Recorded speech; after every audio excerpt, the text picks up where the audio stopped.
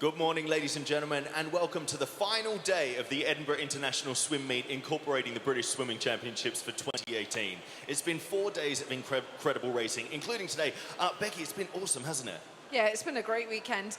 I think we've been impressed by so much by the juniors, obviously having the international guys over here, having somebody like Maria Belmonte going in, and just it's just been fantastic. And seeing some of the guys that are getting ready for the Commonwealth Games in 5 weeks, we have still seen some incredible races. I mean, even just Adam Peaty last night, just posting that 58 point. That was a great swim from him, and he'll be back this morning in the 50 metres as well. There's been so many fantastic swims in the pool throughout this weekend, and of course we have both the competitions. The Edinburgh International obviously has the international athletes that are competing for prize money, and the British Championships, they're making it onto the podium to be crowned British champion. One of them we saw in the pool last night, and the other night was crowned British champion. Lewis Burras, he's back in the pool again today. Jay Lelliot as well, won the 800 and the 400. He's back in for the 200. That's set to be an amazing race. Who are you looking forward to seeing? You've named them all. Surely not. No, they're great. I mean, we've got the 100 butterfly this morning for the men's, got the women's 100 metres freestyle. Obviously, we've got them backed up, like I just said, with Adam Peaty finishing the session off with the 50 metres breaststroke. We've got the women's 50 metres breaststroke as well, and we've just got so much depth in the breaststroke that I love now watching the breaststroke events, men and women, as it's just so close, and we've got so many great swimmers. It's been fascinating sort of watching that development over the last few years in that stroke. You know, watching the breaststroke in the women as well has sort of become such a big event over the last couple of years. It's nice to see, isn't it? Oh, definitely. And Chloe and Molly stormed that 200 metres breaststroke last night, and didn't expect them to swim that fast. It was still 5 weeks out from the Commonwealth Games, so they'll be buzzing off that. Absolutely. And it's a lot of fun here as well. You know, we do have the title of British champion, but as part of the Edinburgh International Swim Meet, we do have your favourite event, the skins. We enjoy watching that one. It's definitely a new event for me. I've never done skins since I'm not a sprinter, let alone trying to commentate on them. It's been interesting. I think we got better last night. We were better at it last night. You did a fantastic job. But of course, wherever you're watching around the country or around the world, of course, you can get in touch with us online as well. Join the conversation. The hashtag for the entire event for this weekend has been hashtag EISM. I got that right, yes, EISM18. So hashtag EISM18. Join the conversation online, send us in your tweets. Maybe I'm going to be chatting to the athletes later. Maybe you've got a question you'd like to get asked. Tweet some of those in and we'll have a look. You might hear it. But for now, sit back, get yourselves comfortable. You've got a great morning of heats ahead. We'll see you in a bit. So, very good morning to you, ladies and gentlemen. Morning all, here we go. Last day of competition. 3 more sessions to bring you from Edinburgh at the Royal Commonwealth Pool. Becky Adlington will be alongside me, Bob Ballard, in just a few moments for, first of all, the heat declared winner of the 1500 metres freestyle. We'll have the, in effect, the final later on today, but we'll have 2 heats this morning, followed by the men's 100 metres butterfly, 100 freestyle for women, men's 200 freestyle, 200 butterfly for women, and then, as you've heard, Adam Peaty back in the pool. We saw what he did in the 100 last night, also the world record holder at 50. He'll be in the pool. And then we'll see the women's 50 metres breaststroke and round off the programme with the men's 400 metres individual medley. And once again, in case you don't know, no Max Litchfield with us this week. He's having a little work done on his shoulder, which will also preclude him from being at the Commonwealth Games in a few weeks' time. We wish Max a speedy recovery. See him hopefully back for the Europeans in the summer. But his smaller brother, Joe, will be in the mix a little bit later on. Well, I checked the records, and I know at one stage the British record holder in the 1500, I think, was a certain Becky Adlington OBE, but it is now owned by Jazz Carlin. I can only remember doing the 1500 like once when I was really young. I can't ever remember doing it. You're not doing competition? You must have done. No. Really? Well, I never did it at Worlds, because even though it obviously is in the World Championships programme, I always chose to do the 200 metres, and we had the 4x2 relay as well. Right. So it was always, my programme was taken up by the 200 and the 4x2 rather than the 1500. Well, Jazz Carlin, who we now know is back in the country, has been working very hard in terms of a prep for the Gold Coast in a few weeks' time, does hold the British record set in Sheffield in 2013, 15:47.26. Now, as far as these swimmers in the morning are concerned, it's a case of, in the case of the first 2 getting down below 18, and the rest of them probably getting down into the 17s. Tonight we'll see Maria Belmonte who has a time of 15:50.89. Now, the problem with that is nobody's even within 30 seconds of her on that, so we may well see a Maria Belmonte procession tonight. Yes, well, that's probably as expected, seeing as we've seen her obviously in the 400 metres, the 800 metres, being crowned international champion, with Holly Hibbert being crowned British champion. No Holly Hibbert in that one tonight, I believe. Is Holly doing the 200 metres butterfly? I believe she is, yeah. So Holly will be in the 200 metres butterfly in Heat 5 this morning. By the way, there was a change. I know you gave me the changes, but there's been a change since in the 1500 metres freestyle. Rebecca Reed, who was going to be going in heat number 2, has now been promoted, if you like, or moved up to heat number 1. So she will be in lane 8, not in lane 4, as we'd originally had the details. So you at home obviously won't know that, but Becky Lynch has just come out to the commentary box, and information I'm passing on to her, as we will have 8 going running the roll here. We have a little problem with the start system. So we can talk about maybe some of the things last night. I had a very quick chat with Adam Peaty, who is looking really revved up and raring to go as far as the 50 is concerned. That was the fastest time in the world this year, not surprisingly last night. And you just think, from where he is now to where he's going to be in 4 weeks' time, is so exciting. Very, very exciting. And it's good when you're talking to Mel Marshall, Adam's coach, and Adam, because they're both so positive. And that's what I love about Adam, is his attitude.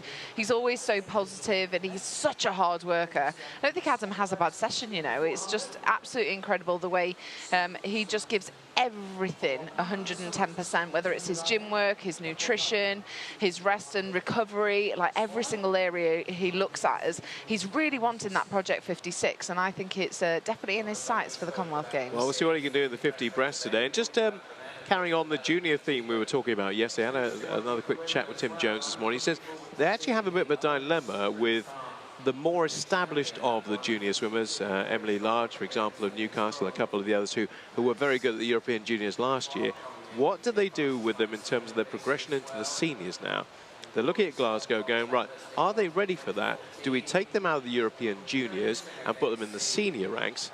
Yes. It's getting that balance right, though, isn't it? See, I think yes, but that's just because that was my experience, and I can only obviously go off what my journey was. I think women are so much younger now. You are seeing kind of 16-year-olds making Olympic finals, winning Olympic medals, that they are a lot younger than I think 15. Exactly, they need to be exposed to that very, very early on, because you do tend to be a lot younger. And for me, I had an incredible opportunity to go out to the Olympic holding camp in Athens in 2004. Even though I wasn't on the team, they took me out, and it just gave me so much experience and set me up. And I actually think for these younger girls coming through, they should be looking at making the Worlds next year. They should be looking at making the Olympics, and actually to take a bigger team, like Bill Furness said last night in his interview with John, that they are wanting to take a much bigger team to Europeans. They have the opportunity to take 40 athletes, which in previous years they've taken a much smaller team. So it'd be great to see some of the juniors amongst that, because I think this is their journey, and actually, especially for the women, probably a bit more than the men. Yep. Yeah, it's a dilemma, but a nice one to have for the likes of Tim Jones to decide when to move them out of the junior ranks. A lot of people go, oh, I want to defend my title. I won it last year. I want to do it again this year. But you have to kind of say, no, we think you're ready to make that step up, and you won't look out of place in the senior ranks in Glasgow. In fact, we think you're good enough that you could probably push for a medal in Glasgow. So it's getting the timing right, because that's so important in terms of the progression of a swimmer and the way they advance through the different ranks, isn't it? Yeah, and it is. And I think, obviously, with this year, it's interesting because obviously the Commonwealth Games being in April. It's not in the summer. It kind of normally, we have our major competition in the summer, don't we? So it is hard for these athletes, because I spoke to Bill yesterday. I went for lunch with him, and he was saying how actually I thought most of the rest of the guys that hadn't made the Commonwealth teams would be fully rested for here, and they're not, because actually it will make their season then going into Europeans just too long. So actually they've chosen to go race abroad. Some of them are going to Ireland, some of them are going to Paris. They are going on to different competitions over the next 4 weeks. Why the guys are going off to Australia. The rest of the guys are trying to post really fast times to get them on that Europeans team, and trying not to make their season too long, because obviously now if they do make Europeans, it's one of those that the season will just carry on a little bit too long, and then it kind of becomes a tough season when it kind of drags out, and you need that taper, you need to peak at the right time, you've got to bring in the speed and everything else that goes into it. So it'll be interesting as well to keep an eye out on the rest of what the British guys are doing at those competitions, not just at the Commonwealth Games. a good case in point, we mentioned him on day one, was Nick Granger, who weren't quite sure where his prep was, what kind of training he was in, what kind of taper he was having. And having talked to him again this morning, he says, no, I'm preparing for Ireland, so I'm pretty much in the same kind of preparation pattern, if you like, as most of the other swimmers who go into the Gold Coast, because basically I'm trying to tune my body to swim in Ireland in a few weeks' time. Yeah, exactly. So that's bodes well for Nick. Obviously, he's a great addition to the team. It's a shame Max has had to pull out due to that shoulder injury, but Nick's a good one because obviously he has got some experience. Of course he has, and going into that 4x2 relay and the 200 metres individual, it'd be interesting to see what Nick does there in 5 weeks. Right, we have a little problem with the timing system here. I think it may be coming up with our scoreboard in the venue and probably not on your screen, so we'll have to advise you on that. Now, are we missing anybody here? I think everybody's actually in place, aren't they? Yep. Was there 7? Nobody in 7. There's no 7. I don't think. Sophie Barker is not with us, so everybody else in place. Now this one, because obviously it's it is heat declared women for the heat declared winner for the women's 1500. Obviously, there's 2 heats this morning. The fastest heats will be swum in the evening. What's really exciting is that we've got a number of juniors tonight in that final. There's 5 juniors going in there, but they've got a qualifying time of 16:57.72 to make that European junior qualification. I think some of these girls this morning, no one's actually been that time amongst the juniors, but hopefully tonight in the final, we'll hopefully see some of the girls getting close to that 16:57 time that they need for the European juniors. Now, we are very reliant on the clock in the bottom right-hand corner of your screen here for the splits, because we don't have any other details at the moment, so we can tell you what the leader is doing.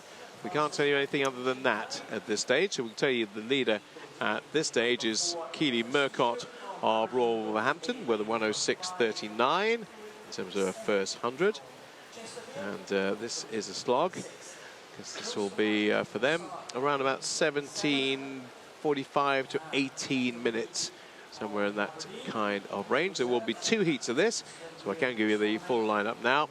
Izzy Bryant of Guildford in lane 1, Safira Gabani of the City of Sheffield in lane 2, Keely Murcott of Royal Wolverhampton 3, Charlotte Johnson, Mid-Sussex 4, Kirsty Stewart, Aberdeen was in and is in there, 9.5. 6 is Chloe Stennett, no 7, and 8 is Rebecca Reid of Aberdeen.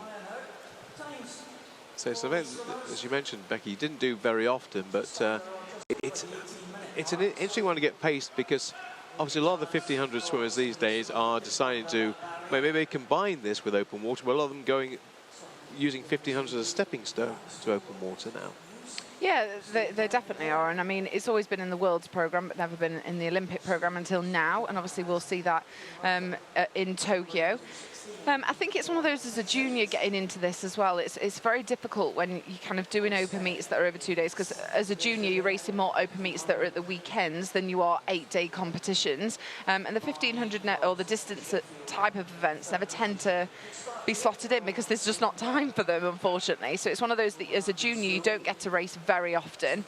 So these girls will kind of love having the opportunity to just get involved and get that experience and get a few times posted, so they just have them on their PB sheets, and it's just a nice one to kind of understand, well, am I good at this? Do I like this? Do I not? Should I focus on the 800, the 1500? And like we've mentioned all this week, it's one of those at 14, 15, you don't quite know what your niche area is yet. So actually it's great to get stuck in and race everything, to work out what you're good at and what you're not and what you enjoy.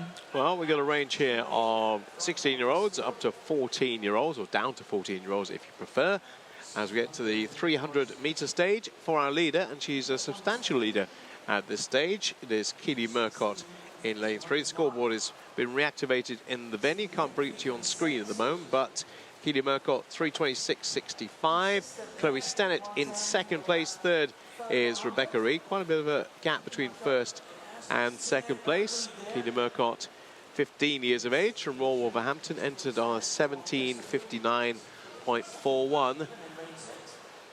It is quite a slog, though. I know I've used that word, but it almost feels like it's never going to end, the 1500 for the swimmer, and indeed for those watching sometimes. I completely agree. It is one of those that it's hard to know how you pace this one, as it is one of those that you don't want to go out too fast, because it is a hard event. I think most people tackle it smooth first 500 and then just build up through the 500s. But it's one of those that even sometimes, and I can admit this because I was a distance swimmer, is that even you racing it, your mind does drift off and think, wonder what I'm going to have for lunch. Well, especially when you have that time, and especially in Jazz's case these days, where she's not tested. You had a couple around your time. You had a couple of people, obviously Carrie Ann would be in there, Cassie Patton would be in there in the 800, who might be close to you, so at least you were getting a race of sorts. But it seems now, in British swimming at the moment, there's nobody really close to Jazz. So it has to nearly always be a time trial, doesn't it? No, I think Holly's definitely closing that gap. Holly Hibbert of Stockport, she definitely closed that gap. We saw that at the trials last year. That Holly definitely kind of has moved it on, and obviously made that World Championships final for the 800 in Budapest last summer. Holly did, so I'm sure Holly will be wanting to move that time on. As we keep saying, the distance events, you do end up doing big, massive chunks of PBs. It isn't just a case of that you knock 1 or 2 seconds off here and there. You do drop down by a good kind of 5 or 6 seconds at a time. So I'm really looking forward to seeing what Holly does in 5 weeks' time at those Commonwealth Games, whether she could take an even bigger chunk off that and get down in kind of the low 8:20 mark. It would be great to see Holly do. But yeah, Jazz is an interesting one, as obviously she has moved more to open water now than she has the pool. She does want to go to the Commonwealth Games because there is no open water there. So Jazz has just come back off a training camp in Sierra Nevada, which is why she's not here. She's doing her final preparations. But it'd be interesting to see how Jazz does in the pool. But we know that this might be Jazz Carlin's last competition in the pool, and we might just then see her take on the open water, because now that Kerry Ann Payne has retired, we definitely need someone in that open water to fill Kerry Ann's boots. Yeah, and of course, going back to Beijing, we had 2 medalists, didn't we? We had Kerry Ann and we had Cassie in that. Cassie, yeah, no, definitely. And obviously Kerry Ann has had a fantastic career going to London Olympics, so it'll be interesting to see how Jazz's career over the next couple of years takes shape. And if she wants to go back to the pool, that option is always there for Jazz. Of course it is, as like we've said, that there isn't really anyone else behind Holly Hibbert, so there is always those 2 spots, and I think Jazz is always one of those that she'll dip back in the pool when she's ready. We'll keep tabs on our leader. As you can see, the lead is ever extending from Keely Murcott of Royal Wolverhampton. This will be the 600 split for her. Let's see what she can do. She was at 5:47.62 at 500. Let's see what she's repping here. She's repping about 110 per 100. She's got a massive advantage over the rest. Second is Chloe Stennett. She's representing Chesterfield. Third place now Rebecca Reed from Aberdeen. Fourth is Safira Gabani of City of Sheffield. And fifth is Charlotte Johns of Mid-Sussex. That's how it looks at the moment. And as I say, all the swimmers, all the British swimmers actually, interesting enough, both in these 2 heats and in the fastest heat, were all born in this century. We don't have anybody from the 99s. That makes me feel very old. I'm 80s born, Bob. You did reveal your age to me yesterday, Bob. Well, I'm a 50... Off air, of course. Yeah, well, I'm quite happy to say I'm a 59 boy. Not born. Yeah, no, yeah. Well, they're nearly matched now for me in terms of year of birth and age of year as well. They will do later on this year. You don't look a day over 20, Bob. When does that contract with Specsavers run out? You're young at heart, though, Bob, that's for sure. You made me have the giggles yesterday. We were like 2 5-year-olds in here. I know, it's terrible. We do regress, don't we? That's the problem. That's it's the heat. I blame the heat. Well, yeah, I do. I have to blame it on something. Might have been that strange coconut water I was drinking last night, potentially. 8:32 at the moment for our leader, and say she's not having much coming back at her. Lane 3. Keely Murcott. Let's see how big the lead is this time round. We can actually measure it up on the big scoreboard. 8:45.79. The lead in terms of distance is, well, it's around about 8 seconds between her and Chloe Stennett. And Rebecca Reed is in 3rd place. I'll run through the rest of the program as we're coming to the conclusion of this women's 1500 free. In case you didn't catch it, you may have joined us belatedly. Men's 100 metres butterfly up next. There will be no James Guy because he's back in London watching his girlfriend do a half marathon, so he's not around. Yeah, I think for a lot of the guys that are obviously going to the Commonwealth Games, like Siobhan, Maria O'Connor, James Guy, they've wanted to still have their weekend rest as such, because as a normal training week they do have Sundays off, so not surprising that they've decided to take that opportunity, and look, hopefully they've all made it home safely. Yeah, I hope you're all back in one piece. And I doubt if they're watching it now because they'll be watching the half marathon, but we'll hopefully catch up with them, or they'll catch up with us a little later on. Very positive bit of front swimming here from our athlete in lane 3. And she had a sizable advantage at 700 and at 800. This will be 900 when she comes up the other end of the pool. And the lead keeps, so second place keeps changing quite a bit. Chloe Stennett, though, is holding on just from Rebecca Reed. There's not much between those two. 2nd and 3rd at the moment. 4th is Safira Gabon. And 5th is Charlotte Johns. That time for Keely Merkel, by the way, that she's aiming to beat her personal best of 17:59.41. Now, something that I've always, as a distance swimmer, is obviously you could see the officials there showing the athletes how many lengths they've got left. I never, ever used to look at those. I wonder how Rebecca Cook ever coped, because Rebecca Cook had terrible, like we talked about eyesight just now, Rebecca Cook had awful eyesight. She couldn't see a thing. She basically couldn't see a hand in front of her face. So how she ever knew what the indicator board was telling her, well, I don't know. I never ever looked at them, because you do have to lift your head fully out the water. It completely slows you down and stops your stroke, and especially going into a turn as well, it stops it even more because of where they have it. So it's one of those that you don't tend to look at it, and now obviously you do get a whistle or a bell as well that you mainly listen out for that. But it is one of those that you do lose count quite a lot. I just never wanted to look at them because I was always so scared that it would slow me down so much. What kind of innovation could there be in swimming to help that out? Maybe, I think they just need to place them in the water more. Maybe, yeah, maybe put them on the bottom of the pool. You could kind of put them in the water, because then you don't have to lift your head fully out. Yeah, because you're right. You obviously have to look up above the blocks, which is where they're beside the blocks. So there's obviously no one swims like that in front crawl, do they, with their head that high, no. high up? So it's almost, unless you're good, well, open water girls, they really have to kind of lift their head to see where they're going and not lose track of the course. So I'm sure they'll be good at it, but I never wanted to take that risk, really. I was always just listening out for the bell. Still that huge gap between our Royal Wolverhampton swimmer, 15 years of age, I believe she is, Keely Merkel.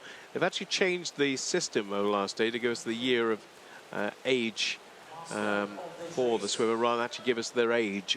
So at the moment, we have, if anybody's born in January or February, then we're extrapolating that they were born last year, you know what I mean?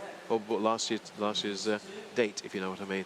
So, for example, Keely Merkel. They're still young. Yeah, well, exactly, yeah. Keely Merkel is either 15 or 16, born in 2002. 17:59.41 is the entry time, which she'll be looking to knock quite a bit off. And of course, the longer the distance, the more chance of doing that. And she is ploughing that lone furrow. We were talking about how difficult it is. She's probably thinking about, well, this is my last race of the week, and how quickly can I get back to Wolverhampton after I've had a swim down? 12:59.85 is where we are. I think we've got 400 to go now. Well, you wonder with these girls as well, especially at this age. I mean, I think I only ever did maybe 2 or 3 1500s in my whole entire career. So for some of these girls, it is probably maybe the second or third time, if that, really, of doing this event. So they'll go away with their coach afterwards, and they'll probably get out the pool and say, that hurt way too much, I don't want to do it again. What would you be doing meterage per week when you were in hard training? I always did around 70, 80,000 metres a week. I was never one of those distance swimmers. I can remember Rebecca Cook used to do nearly 100 K a week. It was just, and I was never one of those. Bill for me was, Bill always used to say, my coach would always say to me, no, it's about the quality, it's not just about the quantity, and it's about doing the right sort of meters and at the right pace, rather than, we always used to call it yardage. Just because there's just, sometimes you're just doing it for point's sake, just to hit that meterage, and actually it is just a bit wasted, and actually sometimes you're better off just having a bit of recovery and a bit of sleep. Birthday boy from yesterday, David Davis, I think did just about what you did in terms of distance. And I actually watched one of his sessions, and I kept thinking, this is so mind-numbing to watch it. What is it like to actually do it? Because this is the fun bit. It's where you're racing people, it's where you compete against people. But for the majority of the year, what you're doing is snapping up and down in a pool with maybe a couple of others. But, you know, you're just thinking, the dedication you have to have, if you're a distance swimmer in particular, to do that meterage when you're in the middle of hard training. Yeah, it is. You're the first one in the pool, you're the last one out the pool. It's like you don't get much time, much breaks in between. It's literally like you get a time to clear your goggles, have a drink, and you're off again. So your turnaround times are really tight as a distance swimmer as well. So it's not that you get to have that much of a chat. I mean, I was really lucky growing up because obviously coached at Nova Centurion. I had people like Adam Faulkner to train with. That it was always nice that I had someone pushing me on, and I had kind of a really great group of athletes. It was harder as I got older, and obviously those guys retired, and I was kind of left on my own. I did a lot of my training the last 2 years just on my own, and it was really, really tough at times. Of course it is, but at the same time, you just love what you do, and I was always so driven, and you want to be successful that you don't actually mind. And some of the sessions that you used to do, whether it's a 10-400s or any sorts of session like that, actually you'd thrive on swimming so fast. And that I had a great relationship with my coach Bill as well, so it was always a case of that we wanted to hit those goals and the target times that Bill had set out for me. Well, I am got immense admiration for what Keely Murcott is doing here, because she hasn't seen another soul for about 15 minutes. Well, she'll be very pleased coming into this turn, as she knows she's only got 150 metres left to go, and at the next turn she'll hear that incredible sound of the ringing of the bell to say she's just got 100 metres to go. Second place, still Chloe Stennett. Third place, I think, is still Rebecca Reed. That hasn't changed. No, the 1, 2, 3 remains the same. Rebecca Reed in lane 8 on the far side. But let's get an idea with 100 to go, what kind of time we could see from our leader.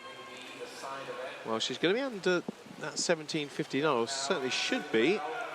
Substantially, we'd hope, inside that, because here comes the nicest sound to any swimmer in a distance race, the bell. And no, she's on course for, well, at least you think it's 17:50, hopefully. I mean, we've been saying it all week, but obviously we can only go off the times that we've got on our start sheets, and she's entered as a 15:59, so she should absolutely smash that. Well, she's well on her way. She broke the 8s. There you go. We got the details on the screen. Sorry we weren't able to bring this to you before, but little thing of our equipment not talking to the timing equipment in the building, but everything is now hopefully hunky-dory and working well. Last 50, it'll be a very pleasurable thing that she's coming back for the very last time now. Keely Murcott, 17:13. So that 17:59 is going to go. Question is, by how much is it going to go? Well, it's a great swim down from Rebecca Reed there in lane 8 as well, because she was first reserve, so it's great that she's been put in this, as she's having a fantastic swim. Yeah, she's got 18:05.80 as her entry time. Question now, Keely, what can you do in terms of knocking a few seconds off your 17:59? It's going to be a personal best. Question is, how much is it going to be a personal best by? Around about 9 seconds is the answer. 10 seconds. 17:59. Actually, you're right. Actually, almost bang on 10 seconds. 10 seconds for Keely Murcott. Chloe Stennett has gone sub-18 for the first time in second place. And Rebecca Reed has improved on her time by about 2.5 seconds as well. So 1, 2, 3 all be fairly satisfied, I think, with their performances this morning. Definitely, to come into this, and like we've been saying, these girls won't have raced that many times, so it's great that they've got stuck in this morning. It wouldn't have been easy, definitely not, but it's great to see 3 of those girls getting personal best times. Waiting for our final athlete to finish. That's Kirsty Stewart of Aberdeen. Now, how tough is it when you know you want to get... You rarely see swimmers stop mid-race and say, I can't do it anymore. They will plow on regardless. Even if they feel like they have 3 elements on their back, they will still try and get to the finish. Well, the one thing that always used to happen to me is my hat or my goggles used to start falling off because I've got so much hair. It was just like my hat just got further and further up my head to the point it just kept falling off. Yeah, I've seen that. Well, I've seen it happen a lot. Yeah. The goggles thing is quite often, isn't it? Somebody they'll come back without their goggles and they're at the bottom of the pool. Somebody's going to go and fish them out. Kerry-Ann Payne, I'll have to say, I had no idea because she grew up in South Africa. She never used to wear goggles, and for years and years and years she didn't swim with goggles, and she only used them really for racing, and obviously got into more the habit of wearing goggles because of doing open water. But it always used to absolutely baffle me how it didn't absolutely kill Kerry-Ann's eyes. I'm like, you're going to be blind in 5 years, Kerry-Ann. It's interesting these days in terms of the composition of the water that people swim in. It's mainly, well, quite a few are ozone, aren't there? So there's no chlorine in there, but obviously the pools that you train in, for the most part, do have chlorine in them, don't they? But when you go to competition pools, the water is actually more ozone than it is chlorine. Oh, yeah, and I used to hate it if you go to a pool and it's salt water. You had that. You're like, oh, what is this? That's where you get an open water, isn't it? Well, yeah. Well, not quite as clean in some of those pools from what Kerry-Ann used to tell me, but yeah. There's horror stories from Melbourne. She came back after doing that open water in Melbourne and was talking about, I just swam past a dead dog, and I'm thinking, oh no. Yeah, it's not a glamorous life. I think you think open water and you think of, I don't know, I think of blue water, I think of like Maldives, clear, and it just certainly wasn't that most of the time. Serpentine, I say, we were saying this the other day, Serpentine would have suited you, wouldn't it? That would have been perfect if you wanted to do open water. Serpentine was about the perfect kind of venue for you. If I remember rightly, Beijing, where it was first introduced at the Olympic Games. It was the rowing venue. Yeah, but that was a man-made venue. Yes, There was nothing bad in that at all. No. So yeah, that I could have done.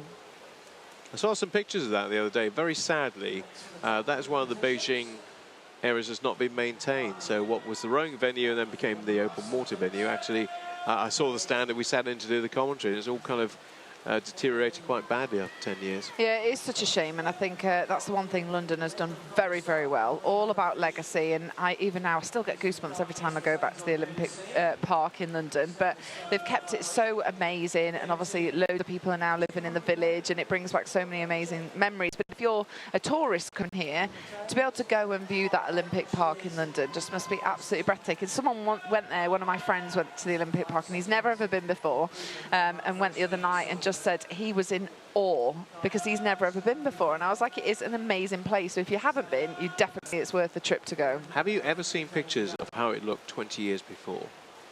No. Unrecognizable. But basically, there was loads of discarded refrigerators and cookers and washing machine. It basically was a dump. Quite frankly, that area of London was a dump. It needed regeneration. But it's certainly done that. and it's gone from being probably one of the areas that you would not wish to go to at any stage in London to being the one that a lot of people gravitate towards now. Yeah, but it's just such a credit to London. I mean, I love going out. We've been lucky enough to go to Barcelona and to Rome, where they've kept obviously parts of their past Olympics that they've had there. And I love it when I go to an Olympic city and I've seen all the venues, and I love going around them. It's obviously an interest of mine, but I think as a tourist, they're incredible to see. And I'm so excited, obviously, for the next couple of games with Tokyo, Paris, and LA. I can't wait. I'm just like, I want to go. Yeah, some great venues too. Yeah, Tokyo in just over 2 years' time, Paris in 2024, and then it will be LA. So we now know, obviously, what the pattern's going to be for the next 3 cycles. Yeah, I think it's definitely exciting because all 3 will be so different, and they're going to be incredible. Oh, Tokyo haven't held the game since not the Summer Games anyway, since '64. Wow. They were last in Tokyo. They have had the Winter Games, which was in Nagano in 1998. That's their first Summer Games since 1964. They'll put on a great show. Even when last year I was talking to some of the guys, and they were saying that the venues are well on their way. The support, the sponsors are all in place. Everything is just so efficient there. It'll be so organised. Slightly different to Rio. And also looking at the wider aspects of it, the Paralympics. They're Paralympic swimmers who weren't particularly good in Rio. I know they're investing an awful lot of money to get a decent Paralympic swimming team, because obviously that's what you want on home turf, don't you? You want to have, when you get the Paralympics, you want to have athletes you can show off. And the Japanese were just a little bit below par in Rio, but I know that's something they're investing a lot of money in for the next 4 years. Yeah, rightly so. I mean, the sport's coming on so much, and the Paralympics, I love watching them. Absolutely love them. Winter Paras next week. Winter Paras start Where are next week. They are, well, they're in Pyeongchang. Oh, okay. Where the Winter Olympics were fantastic. They were very good. Great, yeah. Yeah, and a proper Winter Olympics where it was cold. Vancouver wasn't cold. Sochi was a seaside. We could have had it here in Edinburgh, Bob. Actually, you're right. Maybe Edinburgh put a bid in for 2026, which actually looks like it might go to Calgary. Calgary is the favourite to get 2026 at the moment. So there we go. We're about a third of the way through this race, by the way. We're just chattering away. But we need to be keeping a little touch and more on what's happening in the second heat of the women's 1,500 metres freestyle. We don't have a lane 4. I'm giving you the lane order, so I will now. Millie Balding of Borough of Kirklees in 1, Mia Barber of Deventio in 2, Maisie McCartney of Thanet Swim in 3. 5 is Millie Sampson of Wickham District. 6 is Amelia Rod of Redditch. Garuka Singh of Nepal. So we do have actually one more swimmer from that region in lane 7, and Lauren Weatherall of City of Glasgow is in lane 8. So let's have a look and see how this one is starting to develop. Now, Millie in lane 1 is very, very young. The only one that's an 04 ball. Yeah, she's well, we think she's 13. She might possibly have just turned 14, but she's down as a 2004 age. So let's see how she does, and she's doing all right at the moment. The leader, though, is Maisie McCartney of Thanet Swim, who are very, very active on social media at Thanet. I see them all the time. And, of course, we did discuss this the other day. There is no 50-metre pool in Kent at the moment, which I know there's a big campaign. Any plans to be? Well, I know there's a big campaign to try and get one. There's quite a few 25-metre pools. There's quite a few leisure pools. But at the moment, it's a huge county. I think it's the second biggest county in terms of area that doesn't actually have a 50-metre pool. Where's their nearest? Well, they go Crystal Palace. I think you've got ones in adjoining counties. You've got Guildford and things like that, not too far away in Surrey. There's obviously one in Sussex, but for a big county like Kent, it is surprising there is no 50-metre pool. Yeah, definitely. So come on, Kent County Council, get it sorted. Or somebody privately get a 50-metre pool down there, because Kent, with it's got a big population and a lot of swim clubs as well down there. And Thanet will certainly be a good place for it to be if that was the case. Maisie McCartney then leading, but this is a much tighter race, as you can see. There's only 11 100ths between Maisie and Millie Sampson. Lauren Weatherall in 3rd place at this stage. We're at about the halfway stage of the 1,500. Just have a quick look ahead to see what we've got in the next race. As you mentioned, we've got Maria Belmonte tonight when they get into the final heat, which will be in the evening session. Fastest heat to be swum. We'll have the likes of Leah Crisp and Michaela Glenister of this country, and Neem Hoffland of Royal Wolverhampton, Alicia Hawkins, Iona McLeod, and Laura Setz will be the others, apart from the 2 Spaniards, in that fastest heat later on. Well, I would say Leah Crisp and Alicia Hawkins have had a really good meet so far. They're definitely names that we've been talking about all week. They are 2 juniors that have got good times posted. They're a bit shy of the 16:57 mark that they need for the European juniors, but like we've been saying, you can take huge chunks out, so it'll be an interesting one tonight to see whether those girls can get that European junior qualifying time that they're all chasing. Well, it's opened up a little bit between our top 2 here. There was a very negligible gap between 1 and 2 when they came up at this end of the pool last time, but it's bigger now between Maisie McCartney and Millie Sampson. Come up to about 3 seconds, so you see that Mia is really pushing on in lane number 2. The only 2 that are actually in your picture right now. The winning time in the first one was 17:49.57. Mia is entered on a 17:31, so we expect her to go certainly quicker than Keely Murcott did in the first. Maisie McCartney's got a 17:21 entry time, so she should be, well, she's on paper 10 seconds quicker, but at the moment she's 2 seconds slower. But there's still plenty of time left in this race yet. But it does seem that there's only 2 people likely to win it, and they're the ones in your picture. Yeah, I can't see the rest of the field quite chasing these girls down now, but Millie in lane 1, she's in 4th position, just turned there in a 9:30. Well, we think she's 13 years of age, which is a great swim from her. Entered on a 17:45. And is there any reason why women tend to mature quicker as swimmers than the men do? I just think it's to do with the development, really, more than anything. I think for me, it was kind of like I was always really tall. I was at 10 years of age, I was like the same size as everyone else. So it's like... Who's that beanpole over there? It was literally at school. I was always like on school pictures, I always looked like the teacher rather than the pupil. But I think girls obviously do develop quicker than or younger than boys. For boys, it does take kind of until that, I would say probably like 19, 20 to they really kind of bulk out, they kind of gain that strength and that power that they need.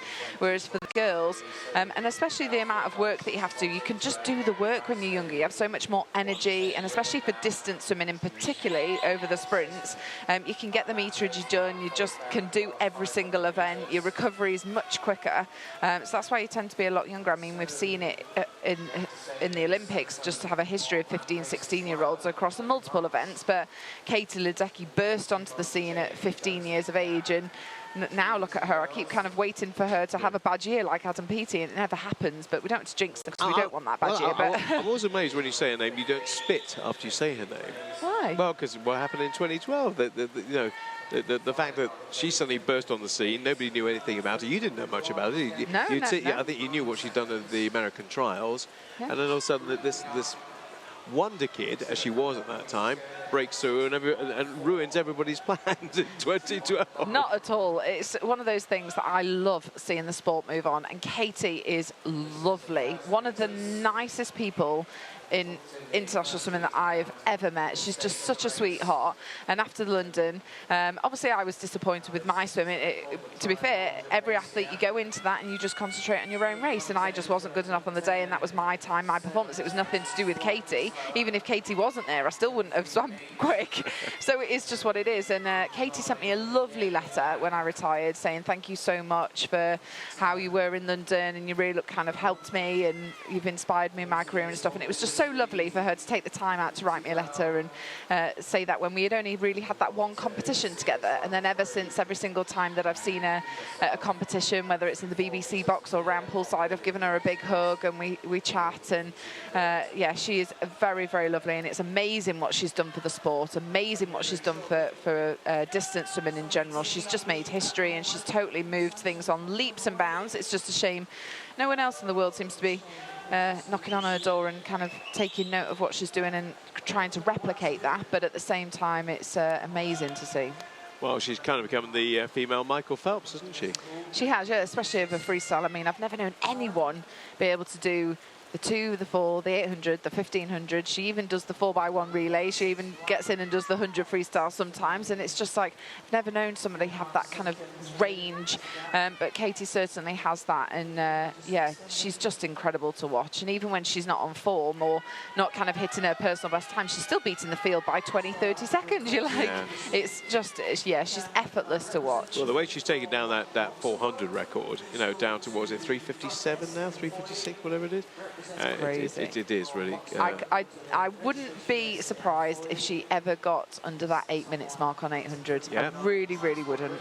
We'll see that in due course. What we're watching here is the conclusion of heat number 2 of the 1500 meters freestyle. I imagine we'll see Katie Ledecky do at the World Champs next year, I would think, along with the other event. Well, the problem is she has such a busy program. Trying to fit it all in is the problem, because you've got to do, obviously there's no semi-finals in the 400, but if she's on the relay and she's doing the 400 and she's doing the 800 and she's doing the 1500, it's a lot in an 8-day program. Definitely is. And yeah, when you add up the meterage, it probably works out at close to kind of 70,000 meters just in a racing week if you add in warm-ups and swim downs and everything else that you're doing. So yeah, it certainly adds up, but it's not shown to do Katie any harm, that's for certain. Things are changing a little bit in this heat in terms of who is where. We'll keep an eye on Mia Barber, though, down below us, because Maisie McCartney has taken to the front of the field from Thanet Swim. She does have the best entry time of those who are here, and she will turn in 14:27.61. Second place will be Millie Sampson of Wickham, and third at this turn, quite a way back before we get the third place swimmer. She's coming in now. There she is down the bottom of your picture, Lauren Weatherall. So I think, I'll get my calculator right, I think she's got 200 to go here? 200 to go after this turn, yeah. Another 4 lengths then for our leader. So he's entered on a 17:21.99. So she'll have to do, oh, she should be able to do that, you'd think. She's got about 2:18 to bring it back and beat her personal best. Depends how much you've got left, isn't it? It's one of those that I always think the first and last 100 tend to very often be your quickest hundreds, as you tend to then just use everything you've got left. And we heard Adam Peaty actually last night on the podium give that advice to the youngsters coming through, is that don't leave anything behind. Give it 100%, whether it's a heat, whether it's a final, just absolutely go for it. And because obviously we see Adam do that all the time, no matter what the occasion is or what, whether it's a heat, a semi-final or anything. So hopefully some of these guys are taking note of what Adam's saying, and some of these senior guys, they've had a great opportunity this week to be amongst international swimmers as well. So I'm sure plenty of these juniors have picked up lots from this week. We have one swimmer who is dominating this race, as we had in the last one with Keely Murcott, and it will be the bell next time she gets to the end of this length. Maisie McCartney of Thanet Swim will be very grateful to hear that sound. So 100 to go, 16:14. She's going to have to do a 1:07. That's going to be tight, but she can do it. 1:07 to break her entry time, which we presume is her best time ever for the 16-year-old from Thanet Swim. Let's see whether she can get that. She's obviously getting towards the end of her race, and maybe the stroke's not quite as crisp as it once was, but she's still got plenty of room for manoeuvre over the second place swimmer, who's going to be turning now. Look, there's a big gap between first and second. Millie Sampson in third place. Keep an eye on that clock, which will be in your bottom left-hand corner. Time that Maisie McCartney would love to see is under 17:21, which is her best time. It's going to be very, very tight. Very, very tight indeed. But you can see she's definitely up to her leg kick there. 17:21. Yes, she does it. Well done. Just 17:20.43.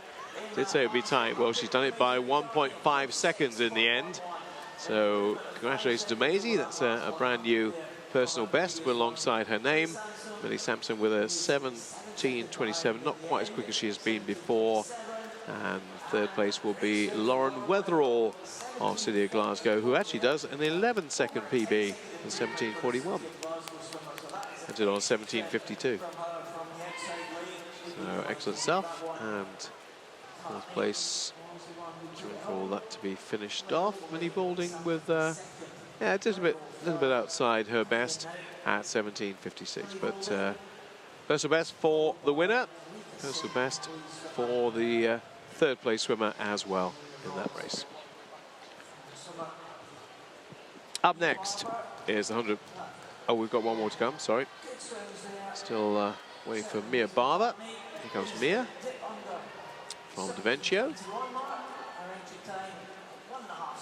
She will conclude her race now with an 18:31. Right, we will be moving on to the first of the men's events for today. We don't have the British record holder, as we have mentioned. James Guy actually has the British record in 2 events we'll see today, and he won't be defending his title in either. The 100 butterfly, and later on in the programme, the 200 free, which also is British record holder in. Yeah, it's a shame James is not racing here, but he's had a fantastic week up here in Edinburgh, so deserves his Sunday off, I think. Absolutely right. A couple of days off for a part-time swimmer. 100 butterfly. Morning, James, if you're listening. I'm sure that he's too wrapped up in his girlfriend's half marathon in London. I hope the weather's improved. That's it could be a bit chilly. underfoot. Yeah, a bit chilly, and also hopefully the right footwear, which some of us don't always wear. Actually, no, it is snowing heavy. Is it in London? Oh dear. Oh, is it here? Oh dear, so it is. Oh, so it is. As I was saying, we've had a couple of days with no snow, but now you're right. It is coming down fairly heavily outside the window. We'll concentrate on the much warmer climbs of indoors at the Royal Commonwealth Pool. And the first heat of the 100 butterfly. There's no Jacob Goodman of Millfield in lane 5. He is not in there. Everybody else in place. Hugh Williams of Millfield, the SG stat swimmer. Derek Rodriguez in 2. Max Jameson, no relation. Thamet Swim in 3. Lewis Burris back in again. What can we expect from the Southport swimmer? Well, of course, the swimmer is based in Dubai for the most part, but is affiliated to the Southport club. And 2 Mount Kelly swimmers in the outside lane, 6 and 7. Alex Mason, the junior, and Alessandro Burdisso. Yeah, Lewis has had a fantastic week so far, and he put in a great performance in the skins last night. Just unfortunately for David Cumberledge on that last start that just fell short. So Lewis won the skins last night, which he'd be absolutely frying from how he's done this week. Well, is he going to win this? So he's coming through straight, or he's going to get second place, or is it third? Yeah. Alessandro Burdisso in the outside lane. Very tight finish between them all, really. Look at that. 1, 2, and 3 separated by 9/100ths of a second. That's how tight that one was. 57.07 our winning time, and Burris with a 57.16 entered on 56.7, so not a million miles outside his personal best. Oh, at last we've got some people who were born in the 20th century. Woo. Up until now, everybody's been born after 2000. But here we have a 99, a 94. Oh, fancy a 99 actually. 97, 95, and 4 from this century. A bit cold for a 99 actually. No, it's boiling in here, Bob. It's boiling in here, that's true. I'm absolutely sweating. Lovely image for you there. Ah, absolutely. Hope you're enjoying your breakfast. All 8 in place, I believe. So I'll name them when they've gone. Or are we missing one? We are missing one, I'm afraid. We're missing lane 5. So no Lewis Kerrod. Jamie Wilkes, Leatherhead. Andreas Wiesner of Germany. James Brown of Ireland. Brian O'Sullivan, Loughborough. Ben Hooper, Hillingdon. Hamburg's Bjorn Kaman. And Joel Thompson of Ellesmere. Fastest in the field in terms of entry time is the Loughborough swimmer in lane number 4, Brian O'Sullivan, and he is leading at 50. Yeah, he's definitely taken that out. He's half a body length. The rest, now a full body length against the rest of the field after that turn. Entry time for him, as I mentioned, of 56.01. Well, if he keeps this up, he'll be probably getting close to it, if not underneath it. They are starting to come back at him, so obviously he's got a great deal of speed over 50, but you can see the whole field are starting to close in on him. In fact, starting to possibly overhaul him. He's not going to get there first. The winner's going to come from 6. Ben Hooper's going to get there first in a 56.25, which we believe to be his new personal best by 4/100ths of a second. Andreas Wiesner in second. Brian O'Sullivan in second place. Bjorn Kaman in third place. So the winning time for Brian O'Sullivan, second time for Brian O'Sullivan, 56.58. On to heat 3 of the 100 butterfly for men. That is your list. And we'll just check to see if anybody has not made it this morning. Obviously still quite a few could make it from different parts of the country. I think there's one missing. I can count 7. No, there was one hiding behind, so I think we've got everybody in place for this time. Ryan Brown of Glasgow in 1. Curtis Coulter of Swim Ulster in 2. 3 is Freddie Clampett of Plymouth. William Cole of Bristol in 4. Conrad Fleckenstein of SG Stat in 5. 6 is Archie Goodburn of Warrender.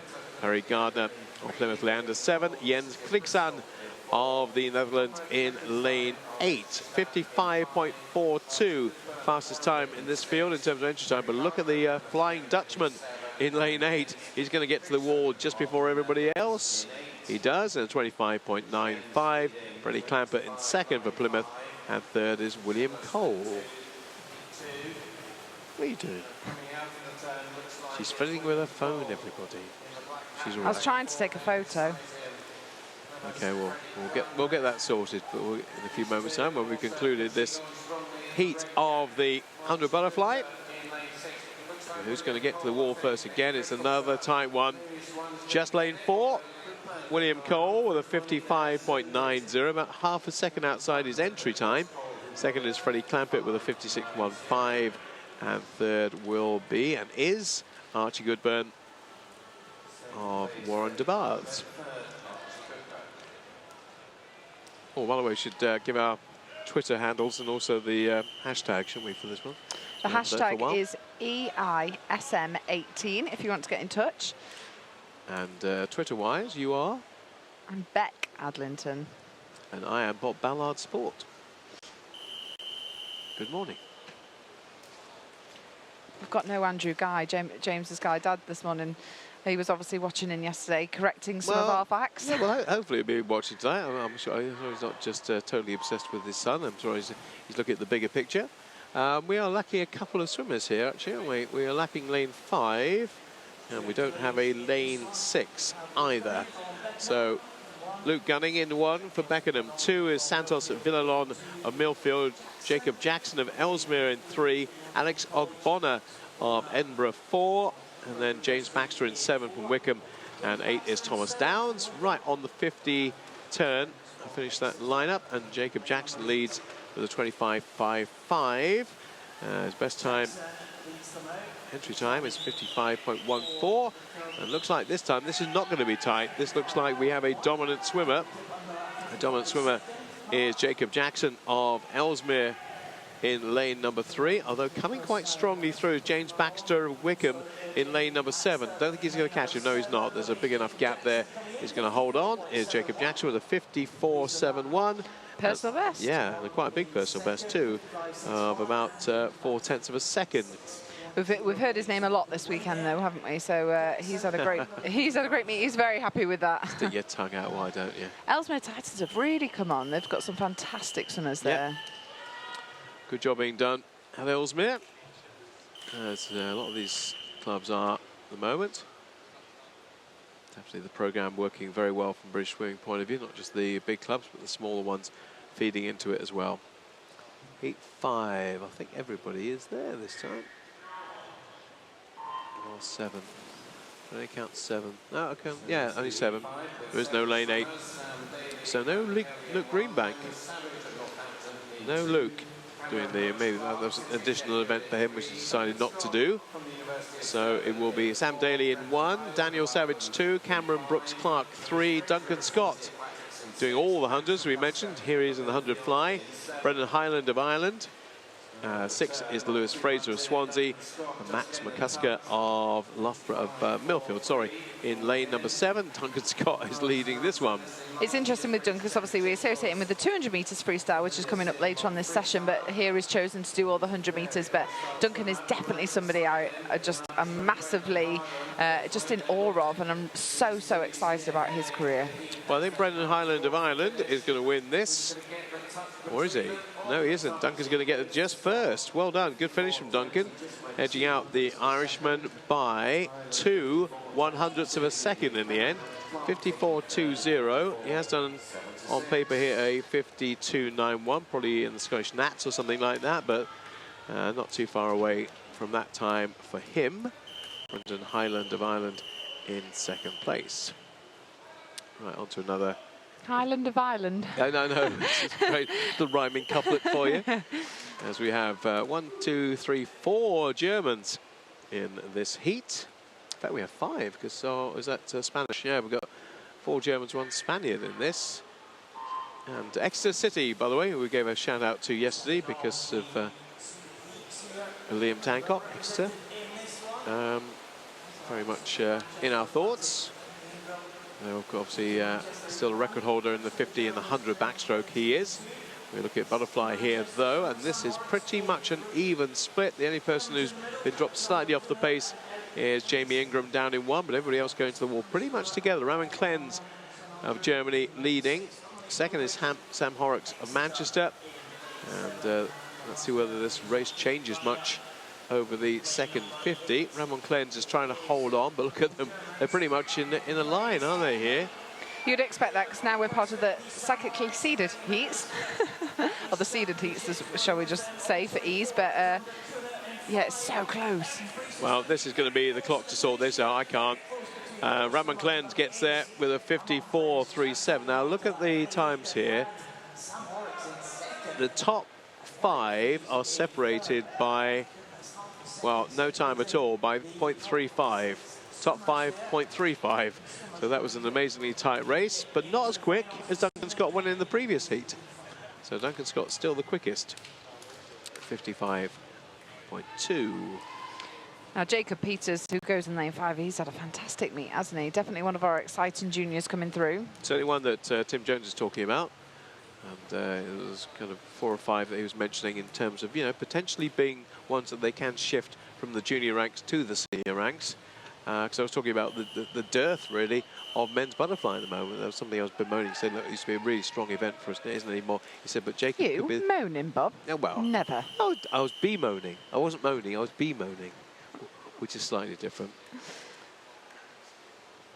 Federico Burdisso, by the way, just to confirm, is not a British swimmer, even though he's with Mount Kelly.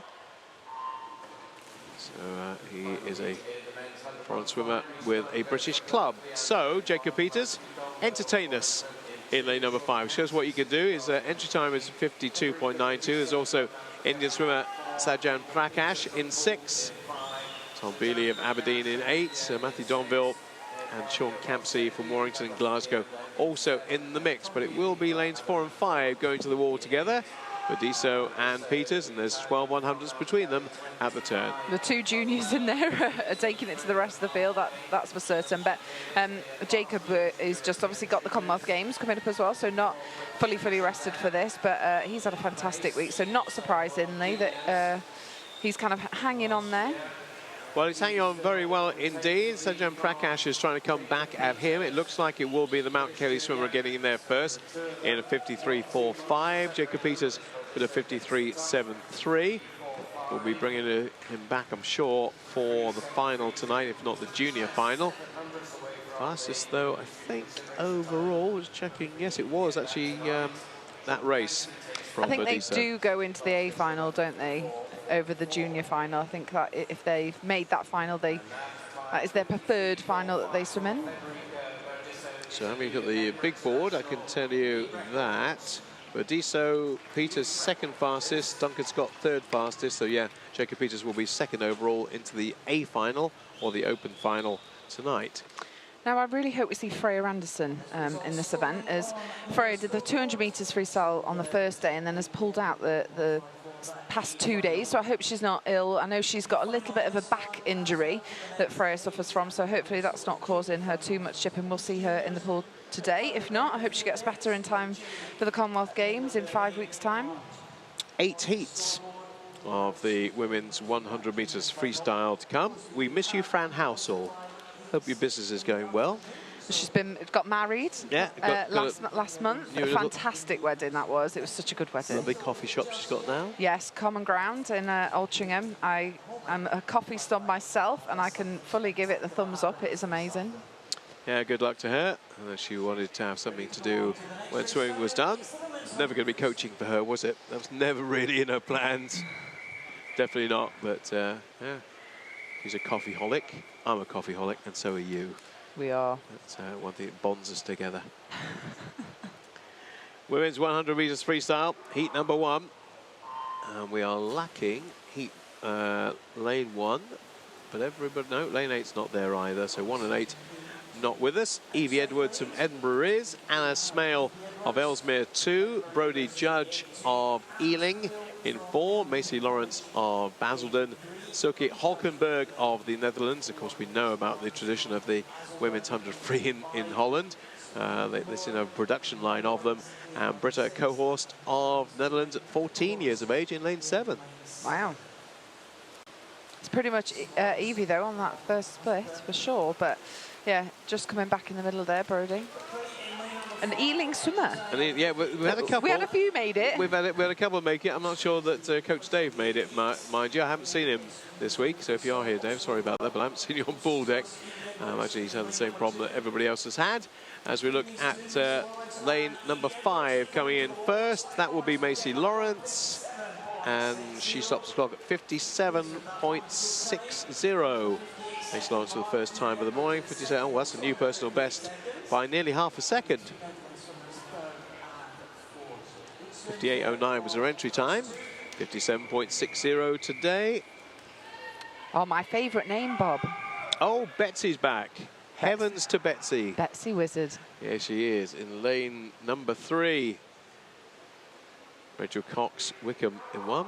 Make sure everybody's there before I give them a name check. Oh, I hope Betsy's there. Only missing is lane 5, which is Lauren Graham. Everybody else in place. So Betsy is there in lane number 3. Rachel Cox, Wickham, Eleanor Morgan of Nuffield Clwyd, Kaylee Decker of Mount Kelly, Lauren Graham not with us, Jane Brown of Newcastle, Ellie Millington of City of Oxford, and from the Netherlands, yet another female freestyler, Elise Tannis. Is this all they've brought over? just sprint freestyle swimmers. Yeah, well, there's plenty of them, and she's second at the moment, but the race being led by Eleanor Morgan of Nuffield Clwyd, 15 years of age, 57.97 the entry time. But look, it's all bunching up now. All starting to catch her. Rachel Cox coming back into the mix. Eleanor Morgan looking at the far side of the pool.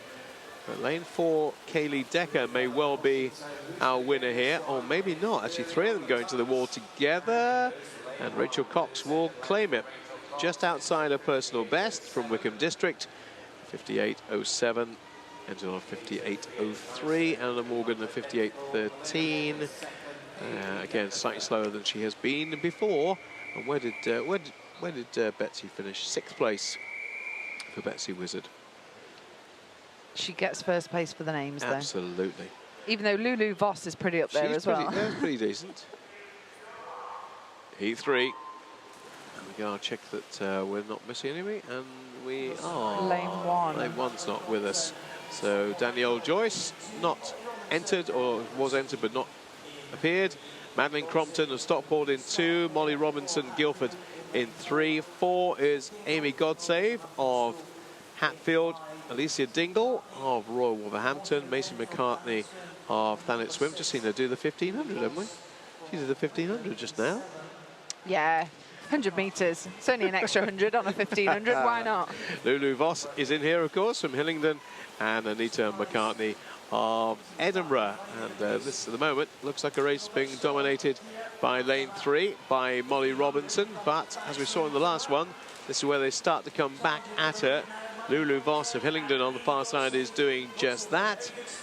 Look at the centre cap. Is it going to be? No, it's going to be lane 2 is going to take it. Madeline Crompton coming through very quickly at the end for Stockport Metro with a 58.36. Well, I guess she's entered on 57.81, so not quite as quick as maybe she would like to have been, but she does win the race.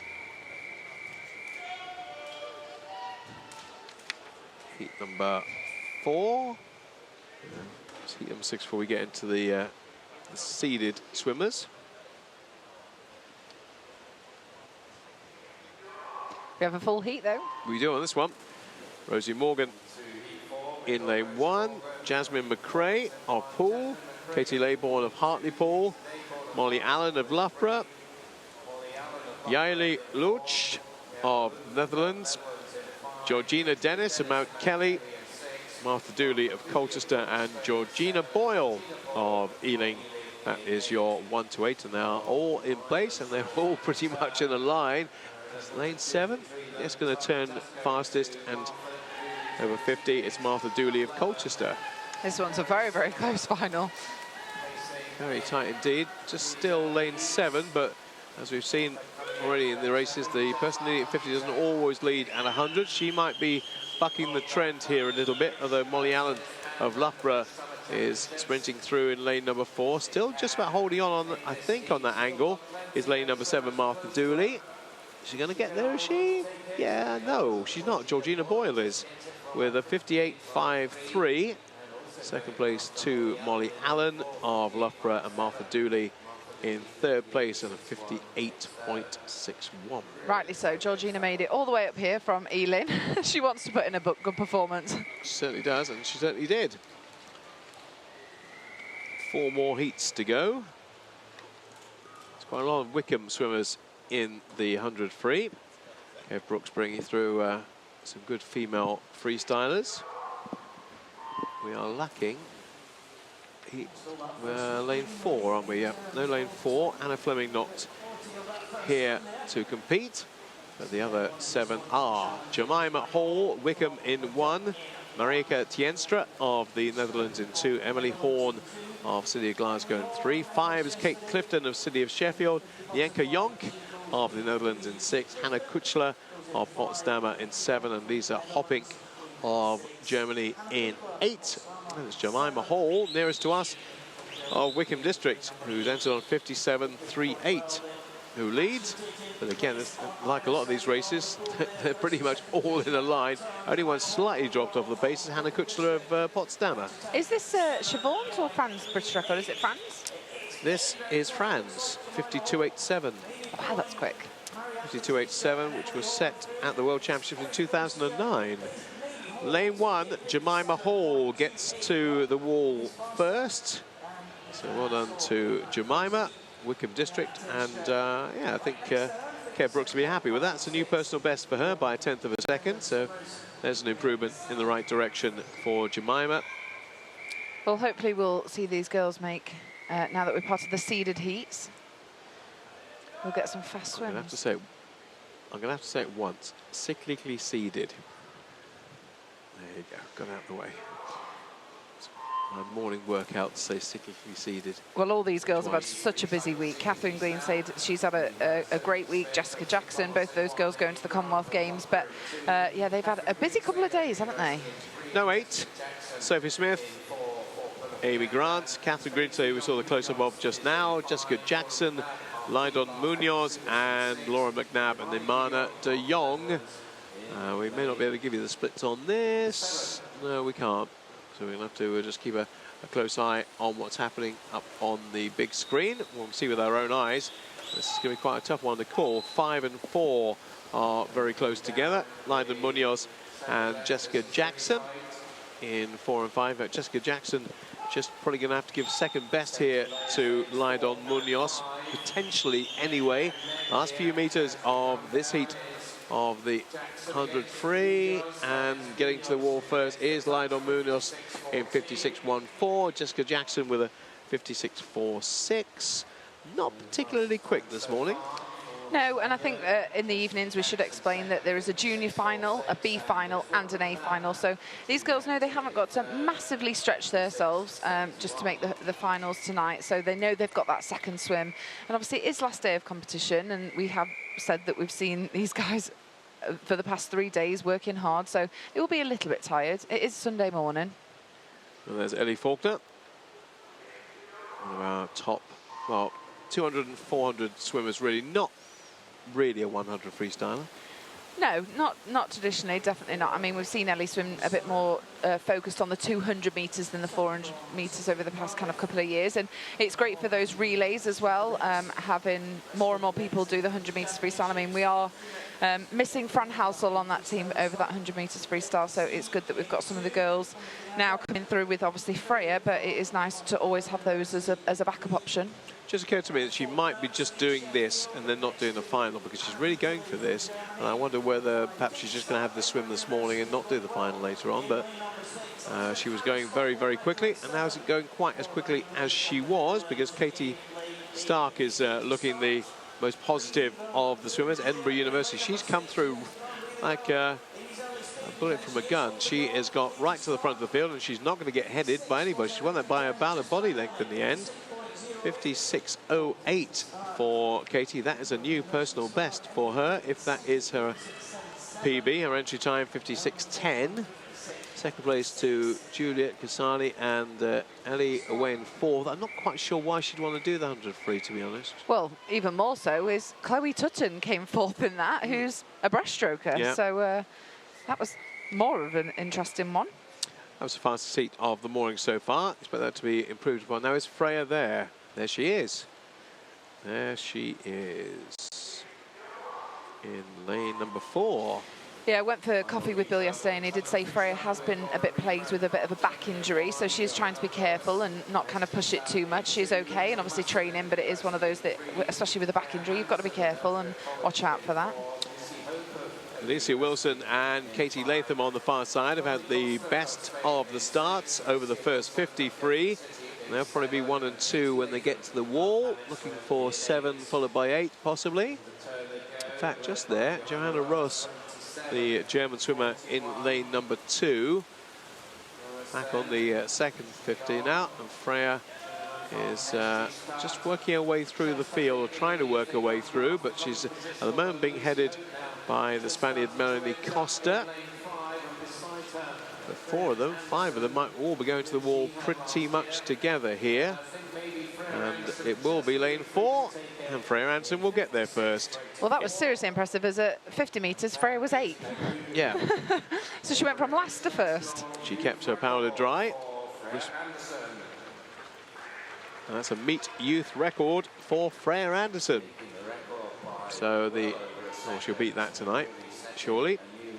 56.24 for Freya Anderson, born in 2001. Well, her personal best is a 53 points, so I don't think that was too much of a stretch for Freya there this morning.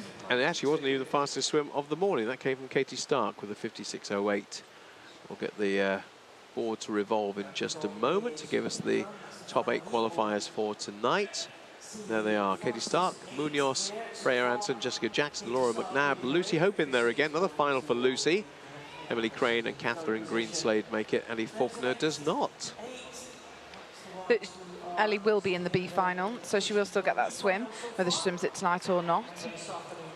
Yeah, I wonder whether she will, but we'll see. She's Ellie's a tough cookie. She's a very tough cookie. Yeah, she's as indeed a lot of swimmers are in the British ranks these days. But let's know how much that's going to benefit her as she prepares for the Gold Coast in a few weeks' time. But we'll see. Now, moving on to the men's 200 free. Yes. This is definitely one of my favourite events. I said it with the men's 100 free, but just because of the amount of depth that we've now got on the men's 200 free, I mean, we are missing... World champions in the 4x2, of course. Of course, but we are missing Duncan Scott. We are missing James Guy, obviously. We've already mentioned that he's gone home, but Duncan's not swimming this one. He's just swimming the 100 metres here, but we've just got so much depth that it's just such an exciting event, but it definitely makes it hard to make... teams now on that 200, but they're all fighting for that relay spot, definitely. And I think they're all there for the first heat. Hasn't always been the case this morning, but probably won't be in the rest of these races either. But all 8 are there. Jack Watson of Edinburgh in 1, Matthew George, City of Salford 2, Joseph Page of Hammond and Waterlooville 3, Kieran McGuckin of Edinburgh, who's also just done the 1500, is in lane 4, John Wright, Aberdeen, and Ryan Retson of the First Club, Albert Escrit of Spain, and Sean Senior of the City of Sheffield in lane 8. I think it should be Kian Senior, not Sean Senior. Kian Senior of City of Sheffield in lane number 8. And in fact, he's the leader as they come towards the first 100 split. It's definitely Kian Senior on the far side. For Sheffield in that red cap, you can see quite prominent, now being caught by lane 2 by Matthew George, but it's George just from Senior, then from Joseph Page and Ryan Retsons. Well, I think it shows that we've got a lot of depth in this event, as there is 9 heats of the 200 free, which it just shows that the quality that we have now. Yeah, it's an amazingly deep selection that we can look at from a men's point of view right now. It used to be that way with the women's, not quite so much anymore. Definitely the men's, though. No, we need the men to give us our secrets. What are you doing that the girls aren't? I can't tell you. I'm keeping it all stored away, locked away, in case your prying eyes see it. Oh, is it you, Bob? It's me. It's all down to me. Are you the secret? I'm the master of the destiny of the 200 free. Far side, looking at lane number 6, and we are looking at Ryan Retson of the First Club, who looks to have this race pretty much won. Not quite got the job done yet, because they are coming back at him in lane 3. Joseph Page just edges him out in a 1:55.31, so just a little tad shy of his best, but that's the quickest in that heat, with Matthew George in second place from City of Salford. What's your favourite men's race, Bob? 200 breast. Because we're so good at it. Well, actually, 100 breast and 200 breast, to be honest. I always, when people sneered a little bit at breaststroke, ooh, breaststroke, you know, and non-breaststroke swimmers all go, oh, breaststroke. It's the event that swimmers don't do, you know, the breaststroke. Yeah. That kind of. Well, actually, that's more butterfly, actually, isn't it? The breaststroke. You know, everybody else derides the butterfly swimmers. But no, I think because we've been so successful at it, I always look forward to calling the 100 and 200 breast for men. No lane 2 for this one. No Thomas Howley of Newcastle. Marcel Schnitko of Hamburg in 1. Samuel Osborne, City of Birmingham in 3. Atlas Guerrero of St Andrew in 4. 5, Max Tambling of Hamilton. 6 is Kieran Preston. 7, Jeffrey Chen of Bath, and Casey Barrett of Royal Wolverhampton in 8. Look at the man from Hamburg go. He's obviously relishing this one. He's got a clear lane next to him. He's using that open water space, isn't he, definitely? Yeah, well, the German's going to win this. So who's going to get there for the Brits? Well, I say he's going to win it. It's only 100, of course. He may not win it. Get excited the way he was flying down that first 100. But, well, he's still leading. But they could and probably will start coming back to him, because to look at his... Well, Samuel Osborne there in lane 3 has had a fantastic race as well. Has really used that and just kind of overtaken him now slightly down this third 50. Yeah, they've all got almost identical entry times here. 1:54s right through. Oh, yeah, I think the German's hurting. Yeah, I think he went off too quick. Maybe he was doing a time trial. I don't know, because he really did fly out of the blocks, didn't he, from the... Oh, the elephants landed, Bob. I think the Martians have landed, as far as he's concerned. Lane 3 is going to win it. Sam Osborne of Birmingham. Anton on 1:54.08. Well, he's bettered that. He has bettered that. 1:53.75. Good stuff from the 16-year-old from Birmingham. Gone into the 1:53s for the first time. Second place. The German must have been doing a time trial. You He think came so? last in a 1:59. Yeah, well, the girls did that. He went so quickly over the first 50. He must have been looking for a time. Yeah.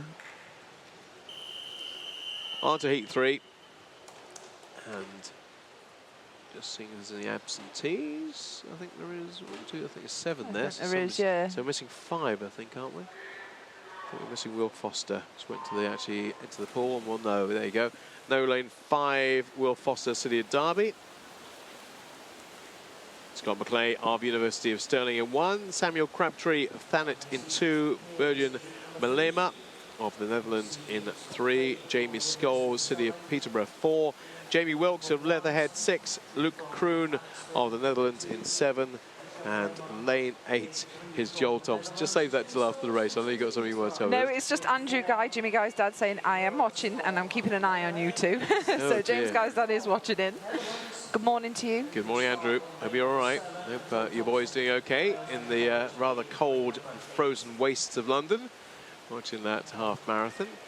This is the 200 freestyle, heat number 3.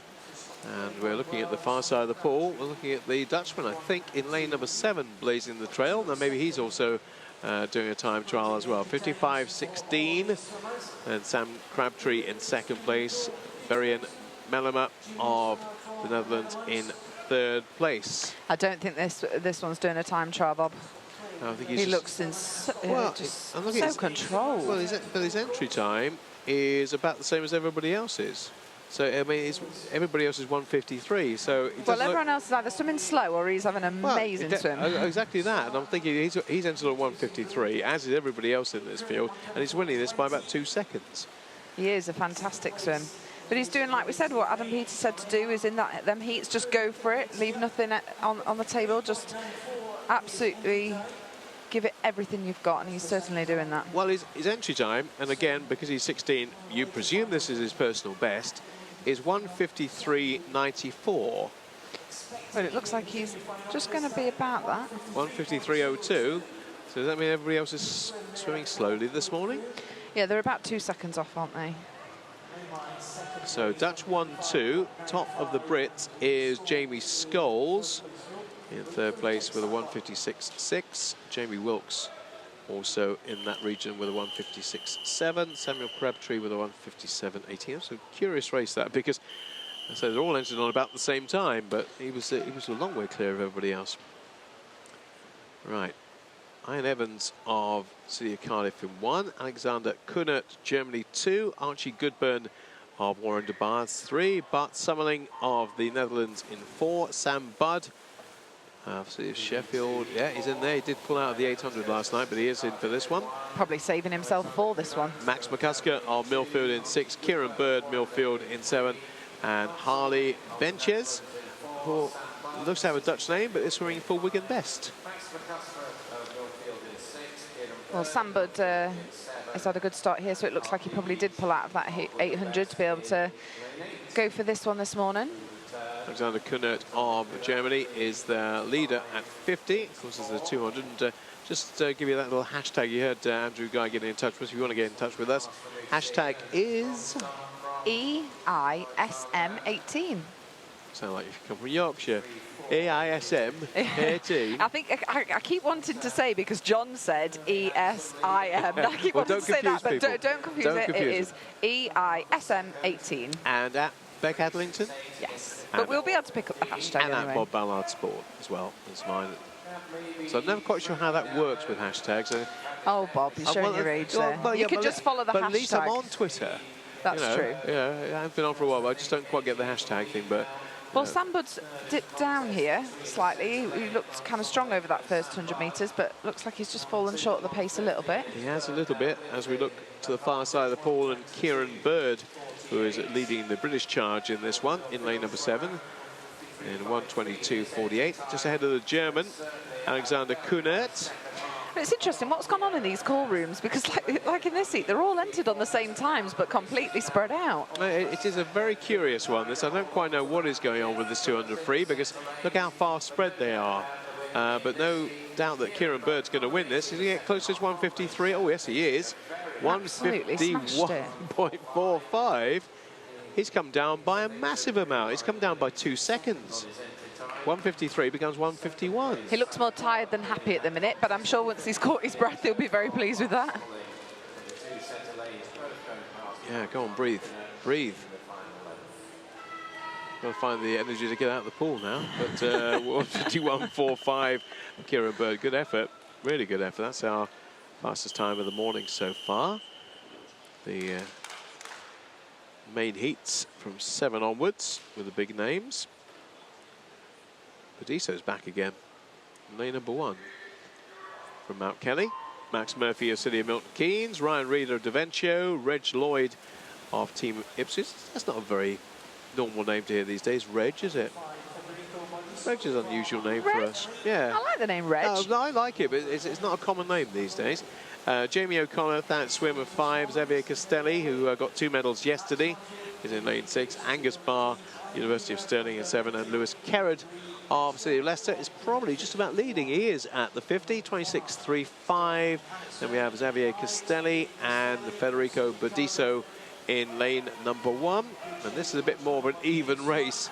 We've had some curious 200 frees so far, where they've been a bit spread, even though they've got the same entry time. But this one is kind of more like we thought it would unfold. And I think we need to give credit to Xavier here in lane 6, because he has swam so many events, and somebody that we've not massively spoken about, but he has been around for so long and down there in Cardiff, and he's swam everything. It's like Hannah Miley. He's literally been in medleys, in butterflies, in backstroke. There isn't an event he's not done, and actually in all of them he's had really, really solid performances. And it's going to the Commonwealth Games in a few weeks' He's time. not rested at all. He has got a beard, as you keep highlighting. Well, as most of the male swimmers seem to have. Yes, and it's one of those that, for him, I think we need to give him a bit more of a shout-out, because actually he's had a fantastic meet, really, really solid swims, and actually has been really consistent across the board in every single event he's been entered in. And he could well win this. He's leading it at the moment, but he's not maybe the favourite. Jamie O'Connor is starting to come alongside him. Jamie O'Connor really is starting to make those arms work and those legs work, but he's holding on just about. This is going to be a terrific finish between Jamie O'Connor and Xavier Castelli. Castelli, you know, he doesn't want to yield here. He doesn't want to give this one up, and I don't think he's going to. I think he's going to get to the wall first, and does, in a 1:52.50, which is a new personal best, according to his entry time, if that's correct.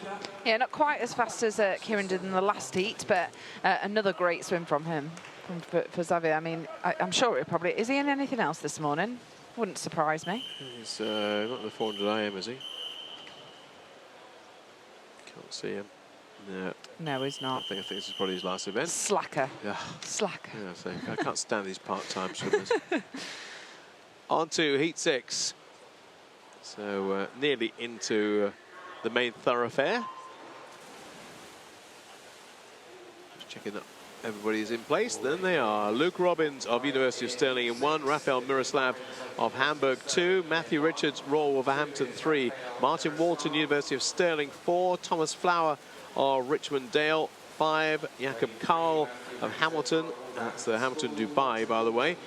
7 is Harry Constantine of Hatfield, and Tom Dean.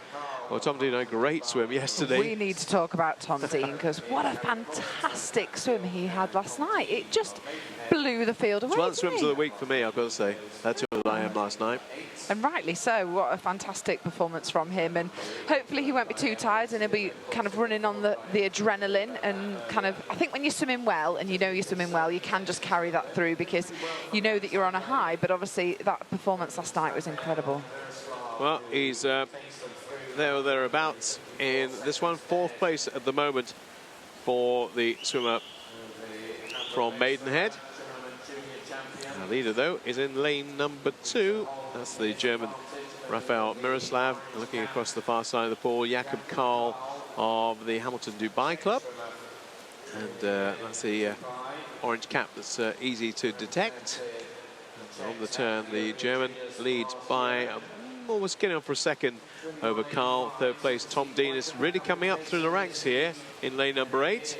And obviously wants to get it, if he can, get a place in that B final tonight. Well, he's still a junior, so obviously even if he misses out on kind of the A or B final, he'll still be in that junior final. So I'm sure he'll be back tonight. So fastest so far, 1:51.45. This might be a bit quicker. It is. Jakob Karl getting to the wall first in a 1:50.51, which is a new personal best, if his entry time is his PB. Right, we are on the secondly seeded heats, Bob. Correct, we are. And we'll see. One of the up-and-coming swimmers that you really rate is Elliot Clogg. And I was talking to Mel Marshall about him over breakfast, because she's looking after him.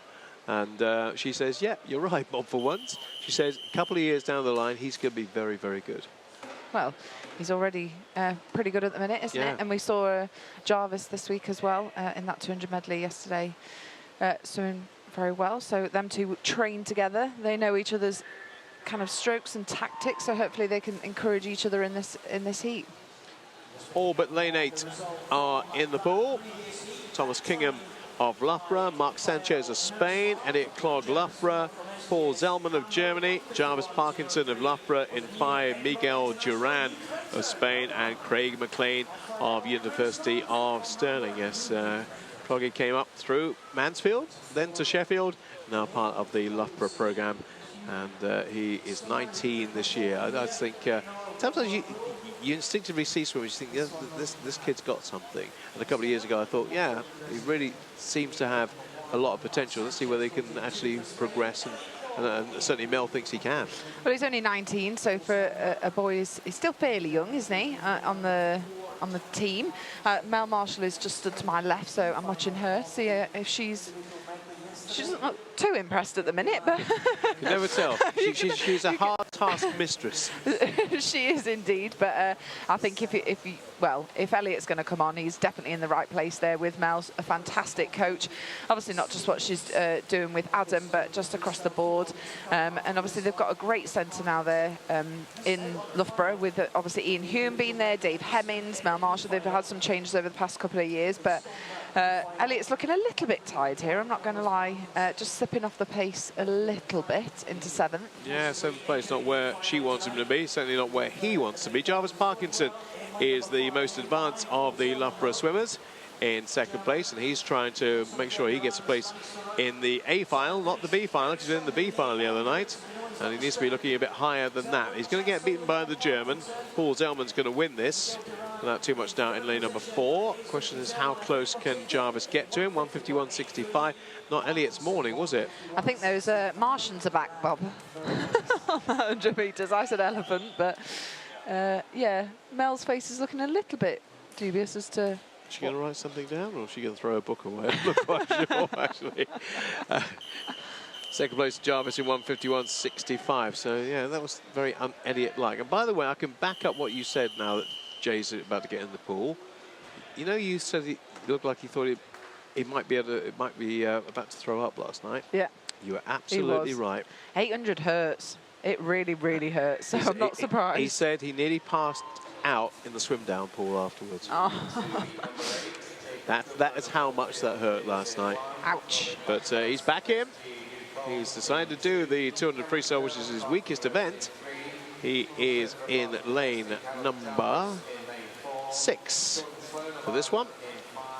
Jacob Goodman of Millfield in 1. Robin Backhouse, 7.89. Don't see that too often these days, do you? Hey, that's my age, my year of Yeah, fame. I know, but you've retired and he's still going. Well, Jacob Goodman's mum came up to me this morning and said, it's Jacob, it's Jacob. Okay. It is Jacob, and she said that she's so pleased as that was the 2nd time he had swam the 800 yesterday, and he did a huge 15-second PB, so he's having a good week, so fantastic from him, and obviously still a junior, so he will probably, hopefully, make that junior final tonight. Right, I've written it down with a C, so I get it right now. Mum, thank you. Jacob Goodman, Robin Backhouse, Cameron Curl, Callum Jarvis in lane 4, Jordan Sloan of Ireland, Jay of City of Sheffield in 6, Sebastian Overson of Castrup, and Arno Rovera of St Andrew. Right, so well, Jay looks incredible here, up there in the red hat in lane 6 at the top of your screens. He's definitely on a high this week, isn't he? British champion in the 400s. He couldn't do the 3, could he? Well, he's more than capable of. It's just that 800 obviously hurt him last night. Obviously, he was going to be sick, so it's just how much he's got left in that tank. Yeah, I would certainly wouldn't have him down to win the 200 because there's too many more experienced and kind of more tailored, if you like, for the 200 freestyle than he is. But he's looking great. Don't discount him yet, Bob. That gave him a lot of confidence last night. And I think this will be the kind of swim he's looking for. He might win this heat. He might well. He does. In a sorry, I sound so surprised, but 150.63 for him. That's not too far outside his personal best either. Wow. Good stuff. Callum Jarvis in 2nd place and Cameron Curl in 3rd. And I do know that he does watch our YouTube things back, so he'll hear all the words we're saying about him. So I know he watched last night's back. Oh gosh, all we did last night, Bob, was giggle. Sorry. On to heat 9 of 9. So, well, these should be the big hitters, but of course, you know, a lot of these guys are going to the Gold Coast, which Jay is not going to. They'll see Tim Shuttleworth, Stephen Milne, and Nick Granger all together. Now, Nick, as we know, is in heavy training because he's was preparing for the meet in Ireland. Of course, he's now preparing for a slightly bigger meet in the Gold Coast. I love Ireland, but I'd much rather take the Gold Coast. I'm not going to lie to you. Well, he is in lane 5, Stephen Milne in 4, Tim Shuttleworth in 3, Dan Jones of Swansea in 1, Carl Chisholm of Stockport in 2, Max Novosad of Germany in 6, Luke Turley the junior from Hatfield in 7, and Michael Gunning of Stockport Metro. Fastest in the field on a normal day, which probably isn't for Stephen Milne, is he with a 1:46.78. Now, Stephen swam the 800 last night. It wasn't quite the swim I expected from Stephen, but at the same time, still got on that podium as the British, because it is the British Championship, so he did pick up that bronze medal, but wasn't one of Stephen's best swims, should I say, but he is looking better this morning. I think he probably does favour the 200 over that 800, and hopefully we'll make it back in that final tonight. Let's see how many of the Brits can get in, because there's quite a few overseas swimmers in this as well. Look at lane 8 going for it here. Michael Gunning from Stockport Metro. Yeah, Mike's having a really solid swim. He was meant down to do the 100 metres butterfly, but pulled out. So he is wanting to put in a good performance this week, but it's all about this last 50, and it can massively, drastically change. As we said, the Martians keep landing on people's backs on this last 50. Carl Chisholm of Stockport having a great swim in lane 2 as well. Entry time of 1:49.42. Our Commonwealth Games swimmers starting to come back into the mix as well. Nick Granger in lane 5, Stephen Milne in lane number 4, Tim Shuttleworth in 3. But it will be 2 holds on. It will be Carl Chisholm who gets the time of 1:50.28. That's a good time for him in the heat. Stephen Milne second, Nick Granger in 3rd and 4th. Nick Granger in 3rd and Tim Shuttleworth in 4th. And we'll find out who has made the final as of right. But there's a clutch of 150s there. A lot of 150s this morning. A lot, yeah. And there you see them there. In fact, there's 7 out of 8 making the final with a 150. Look how tight that is. 152.8 down to 159.5 from 1 to 7. That is going to be close. Robin Backhouse. Nick missing out on the major final by the looks, and Tim Shuttleworth as well. Both missing out on the top 8. Surprising.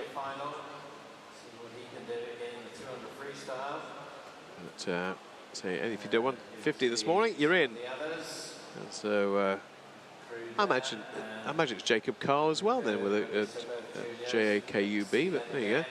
There's a lot of Jacobs. There's a lot with K's, you see. A lot. No, there is a lot. And then you've got the overseas ones who are definitely Jacobs. Well, his mum just said to me this morning, she was like, I don't even mind, just say Goodman if it's easier. And I was like, we can say Jacob. We'll get it right. Now we know.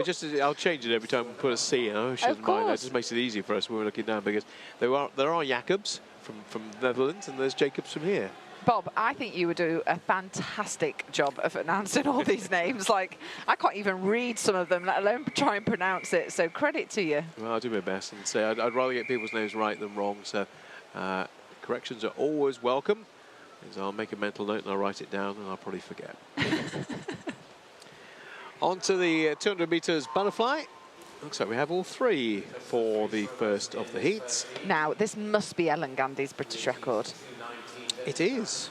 That one was easy to call. I struggled on the 100 metres butterfly, the women, to call the British records, but this definitely has Ellen written all over it. Okay, I've covered it up now. Give me an idea what you think it is, roughly, because I don't expect you to get to the 10th of a second, but what do you think? It's on the scoreboard, 2:04.83. Oh, cheat. You cheat. You just looked at the scoreboard. I know, I didn't want you to do that. Would you look down at mine? Sorry. When was it set? 2009, it's got to be. They all are 2009 in the suit era. Yes, but not at the World Championships, at the British Championships that year. I know, but every single record is 2009, isn't it? Those that are still on the books, pretty much, yeah. apart from James's one set in Delhi. Yeah. Apart from that, you're right, everything else is 2009. It has not been broken since.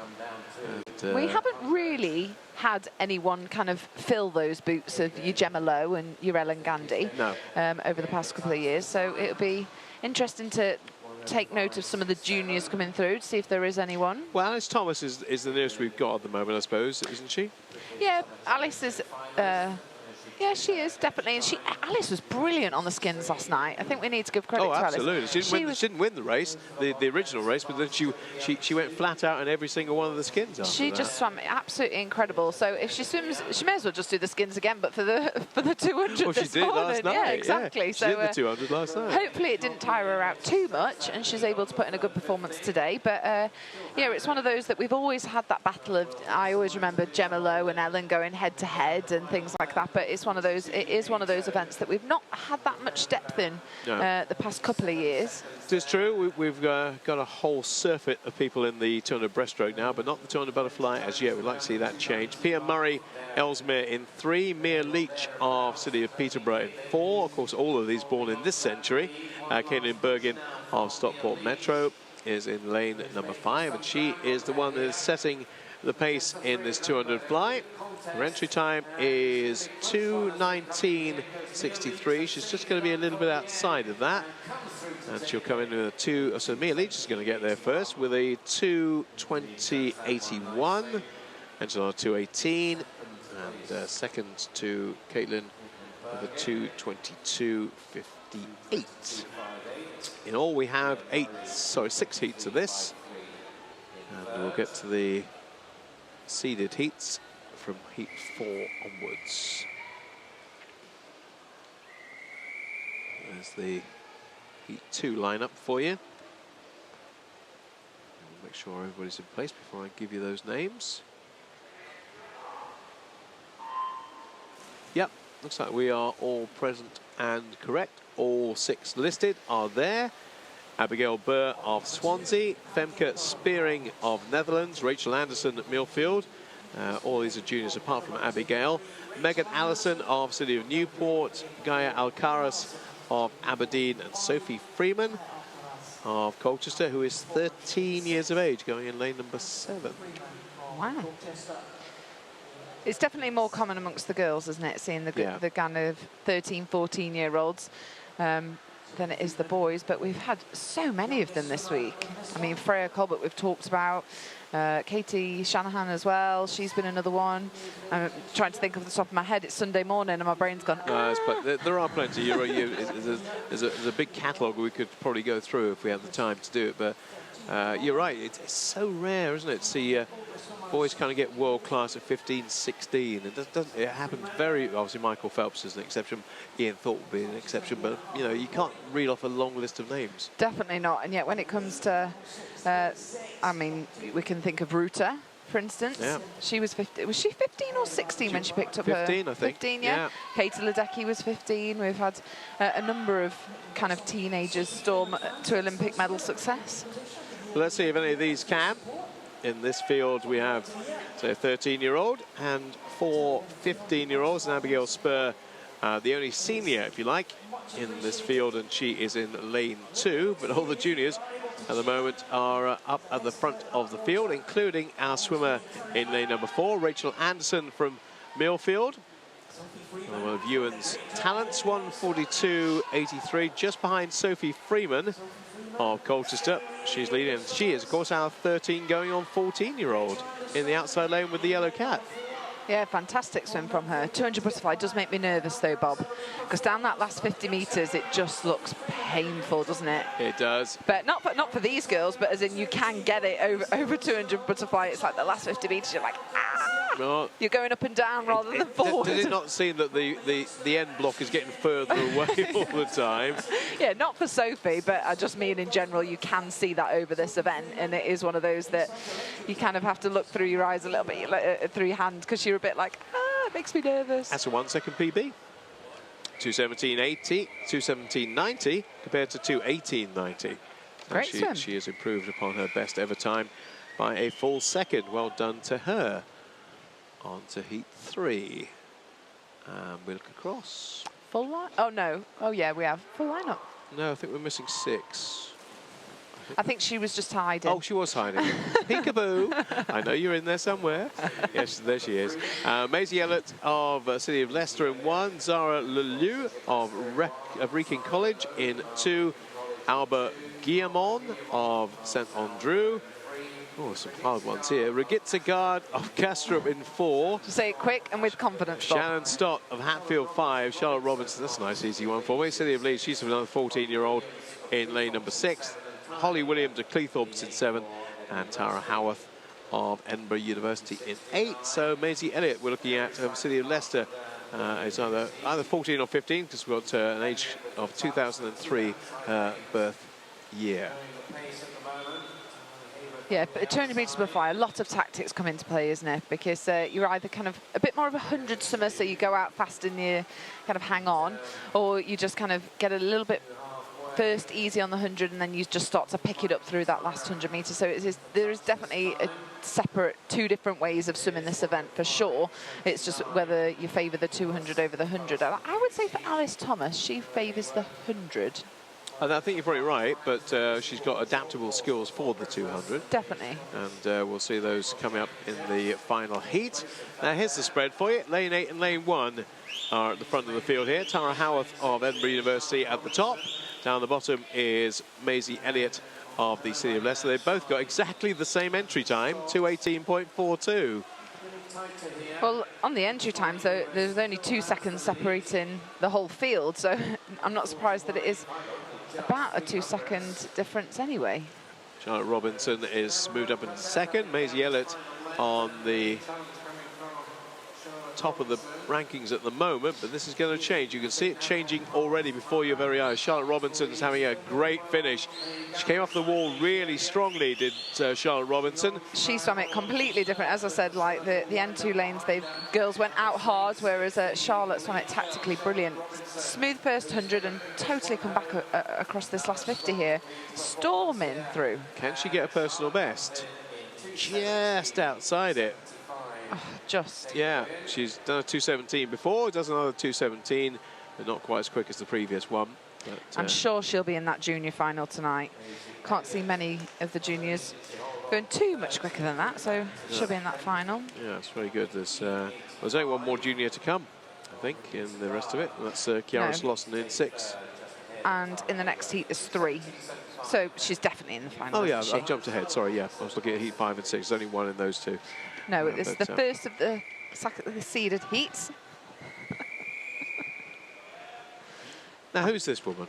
I have no idea who she is. Can you identify her for? I don't actually think we've seen her race at all this weekend. Hannah Milley.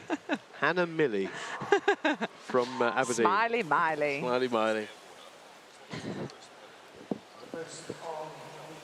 City of Birmingham, Caitlin Hubbard in 1, Tane Bruce of Edinburgh in 2, Julia Mrzolski of Germany in 3, Emily Large of Newcastle, obviously one to watch here in lane 4, Kiana McInnes of Harder Midlothian in 5, Hannah Miley, that's a real name of course, in Aberdeen's performance setup in 6, Jimena Perez of Spain and Lucy Thornton of Ealing. Bang on the finish of the 50 when I gave you that last name. And Kiana McInnes is the best over the first 50. Tane Bruce in second place. Emily Large of Newcastle, who in terms of this field has the fastest time, 2:07.74. Well, I believe this is Hannah's last race. Well, she'll do tonight. Yeah. But I mean, as in she's not doing another event. There's only the women's 50 metres breaststroke left on the programme this morning, and I can't see her down for that. Yes, she is. Heat 8. Heat 8. Oh, yes. Lane 1. I lie. So we thought, yeah, you can't stop. This is the 12th millionth event that Hannah Miley's done. It's easy to find when you look at the club. I went down, there must be an Aberdeen person there. Oh, there she is. Yeah, it's going to be Hannah then, isn't it, if it's Aberdeen. And yeah, she's still got the 50 free to come. 50 breaststroke. 50 breast. Yes. Yeah. We've had the 50 free, haven't we? 50 breast to come. And we're watching the lane 4. We're watching Emily Large, as we suspected we might be, because she's got the best entry time by a couple of seconds.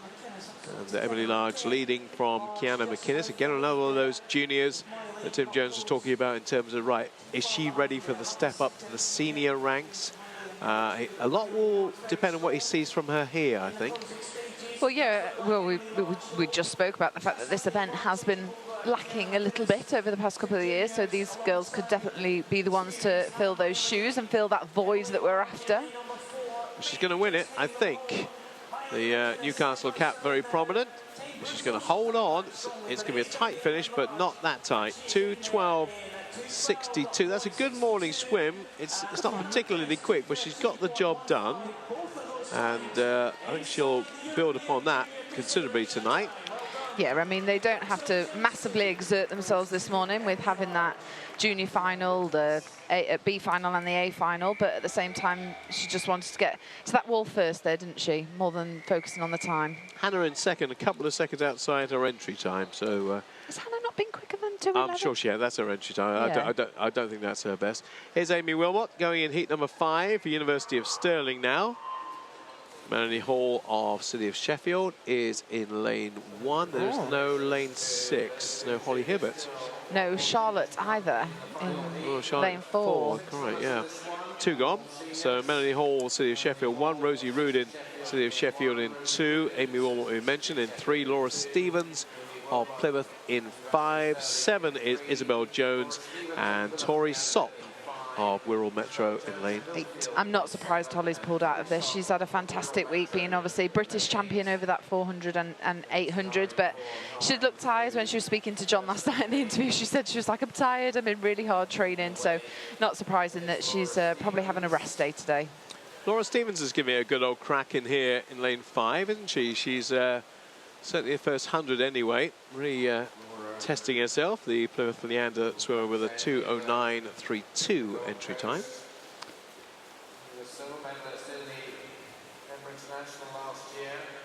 I'm sure we'll see Amy come through a little bit over the next 100 metres. I mean, Amy's had a stacks programme this week as well, just as Hannah has. But yeah, Laura is having a fantastic swim and quite a way above the rest of the field. Yeah, well, Charlotte Atkinson, who should have been in there, has a 2:07, but she is the fastest in the field, is Laura, with a 2:09.32. Amy's got a 2:10. Again, she would have been quicker than 2:10, definitely, I'm sure, but in terms of the time that she's entered, she's got a 2:10.61. But tell you what, Laura Stevens is going for this. Now, can she hold on? Because she really has given that quite a lot of pace over the first 150, 1:38, leading by nearly 2 seconds. Yeah. She looks great here. Obviously, Amy is coming back a little bit now, but I don't think she's going to chase down Laura, of course, but she is coming through as expected. So, Laura, how close will she be to a 2:09.32 here? Probably about 2:10, 2:11 maybe. Let's have a look. She's going to come through. Not going to be the personal best. About a 2:11, possibly 2:11.73 it is. 2:11.73. It's confirmed for you. For Laura and Amy Wilmot, part of the England team, going to the Gold Coast in a few weeks' time. 2:14.80. Rosie Rudin with a 2:16.44. Right, Maria Belmonte. Talk about people doing multiple events this week. Here she is again. Yeah. I believe she's not Olympic champion in this event. In the 200 metres butterfly. Your recollection is better than mine. You covered the event, I didn't actually. Well, I get confused between London though and Rio. That's my problem. I think you're right, because she did that double, didn't she? So I think you're probably right. Something we should now talk about ahead, of course. Good old Google. Isabel Grant is leading the way for Sheffield. Let me give you the full run through. Abby Wood, Loughborough in 1. Harriet Jones, Cardiff 2. Chiara Slosson in 3 for Leeds. Maria Belmonte, there she is, just turning in lane number 4. 5, Alice Thomas of Swansea. Isabel Grant, City of Sheffield. Deepings, Isabel Spinley in 7. And Chantel Austin of Blackpool Aquatics in lane number 8. Well, Bob, I can tell you, Maria Belmonte has 4 Olympic medals. She has a bronze in Rio, where what she did in the 400 medley. She's got a silver in the 200 metres butterfly from London 2012, and she's got a silver, obviously, in the 800 freestyle from London 2012, and she did win this event in Rio. There you go. So we've given you the full potted biography of Maria Belmonte in about 15 seconds. Yeah. She's slightly behind the field here, but I wouldn't put it past her to come storming through.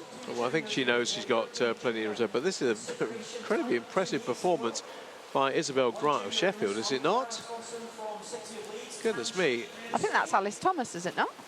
2, 3, 4, 5. I beg your pardon. Yes, I'm miscounting my lanes. Alice Thomas, it is. I was thinking, where's Isabel Grant got this from? But Alice Thomas was right. We mentioned at the beginning, 1:35.11. She's doing the skins again, Bob. Well, she's obviously carrying on where she left off. She looked fantastic last night and in so much control, and it's great to see her put in such a huge gap this morning. 2:07.87 is the time she's entered in on. She's going to win this by a long way. Now, Maria Belmonte is not going flat out. Of that, I'm absolutely certain.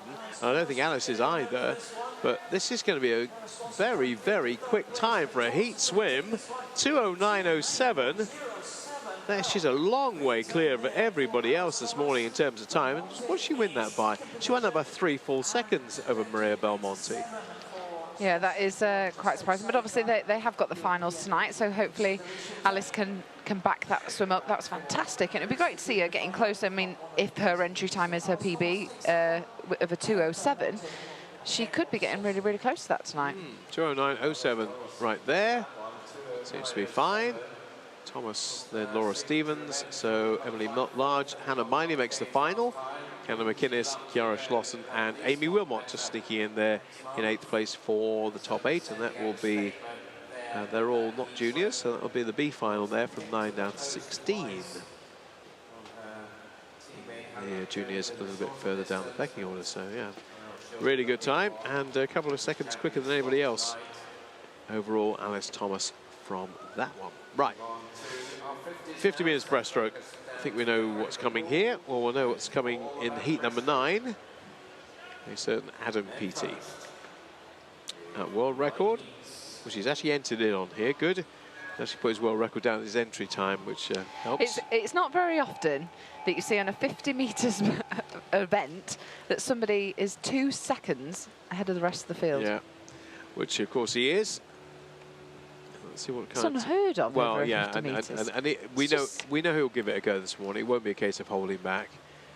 He will give it full rein, I am sure. We have got an addition. We've got from your caption. We've also got Jason Ashley of Newport. It's going to be in lane 7. So George Clough, University of Stirling in 2. David Chipman of Potters Bar in 3. Joshua Horrobin of Belper Marlin. Often with the sprints, we get quite a few clubs we don't mention very often who just have sprinters. Jack Tucker of Millfield in 5. Jack O'Brien, City of Manchester Aquatics. Where we are missing, we're missing 2 actually, aren't we? I think we're missing. Yeah, David and Jack. Yeah, David and Jack are both gone. David Chipman and Jack Tucker. So it's all about, at the moment, lanes 2, 4, 6 and 7. And lane 4 is the Belper swimmer, Joshua Horrobin, who's going to come in to win this one. Can he crack 30? No, he can't quite. 30, but that looks like it may well be a PB for the 18-year-old. 30.15 for him.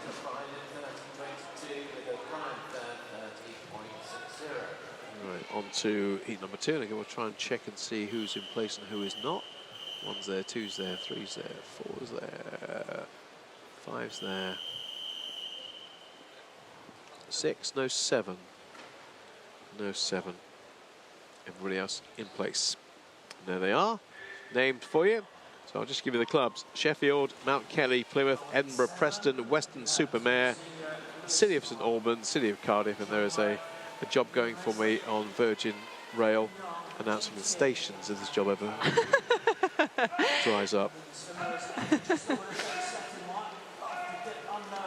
Lane number 6. Good start for James King of Weston-super-Mare. And he looks to be heading the field at the moment. They're starting to come back over the 50 as they invariably do. Lane 3 might get there first. Lane 3 just edged out by Carl Booth in the end. First sub-30 swim of the morning for Carl Booth, who's never been under 30 before. He is now. 29.98.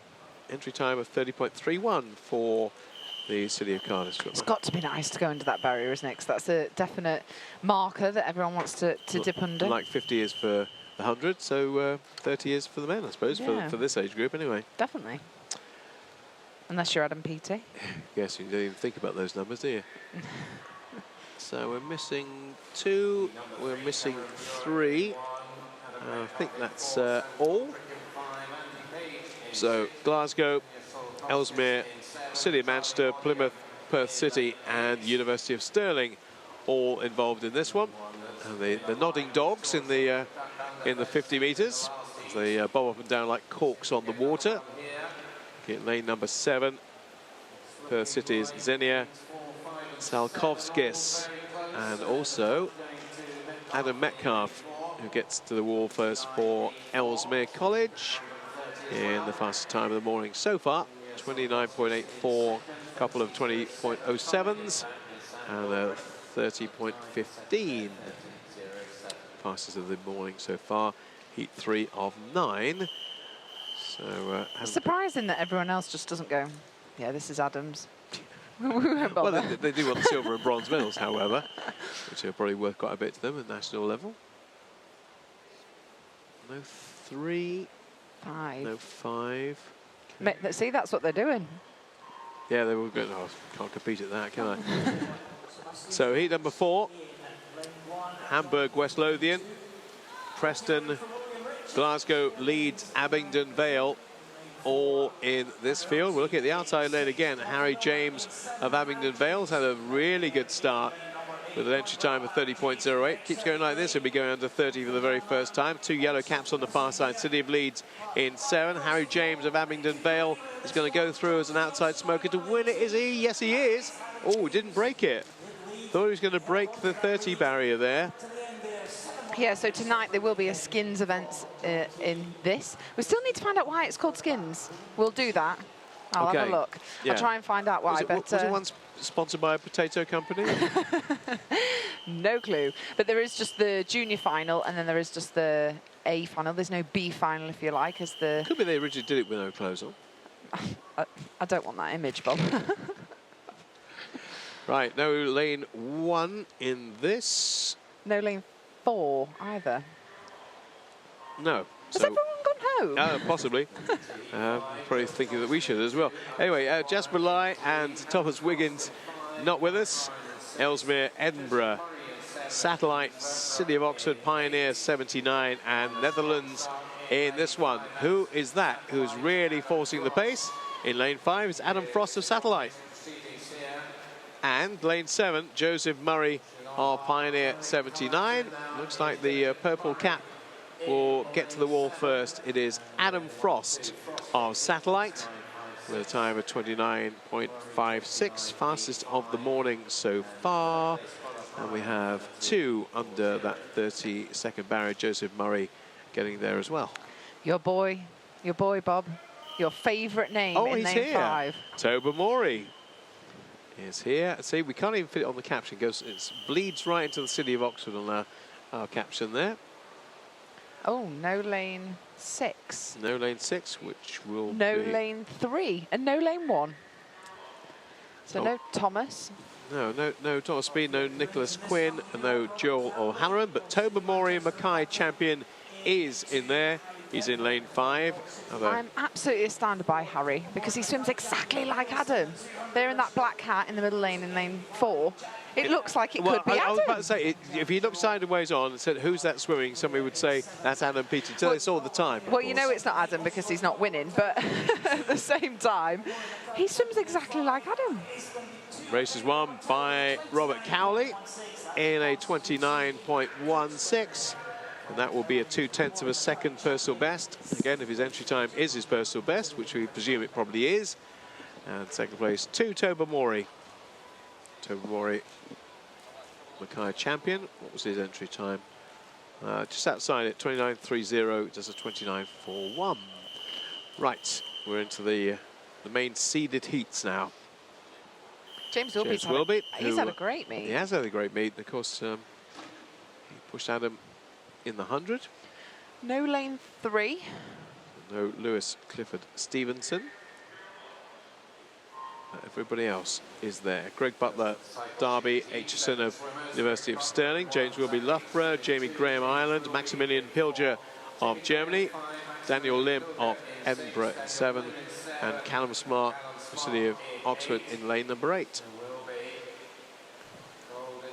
So lane 6 on that little echelon would appear to be at the front. No, James. Oh yeah, it is going to be James coming through.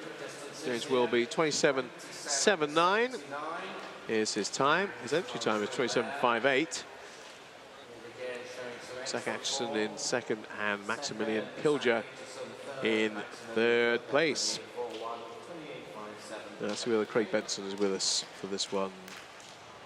He's not. No, I think Craig got stuck in the snow, didn't he? A lot of the Sterling guys did, so no Craig. Ross Murdoch is, however, here. No lane 1. There he is. I believe either. There is Craig Benson. Funky trunks. Yeah. No lane 1. Funky trunks, Ross. No lane 4 and no lane 8. 3 out of this again. So it should be Ross against the clock, should it not? Although it's not really his favourite event, the 50 breaststroke, to be absolutely honest about it. But in terms of everybody else around him, maybe Ewan Inglis with a 27.65. Ross has actually got a slower entry time than he has.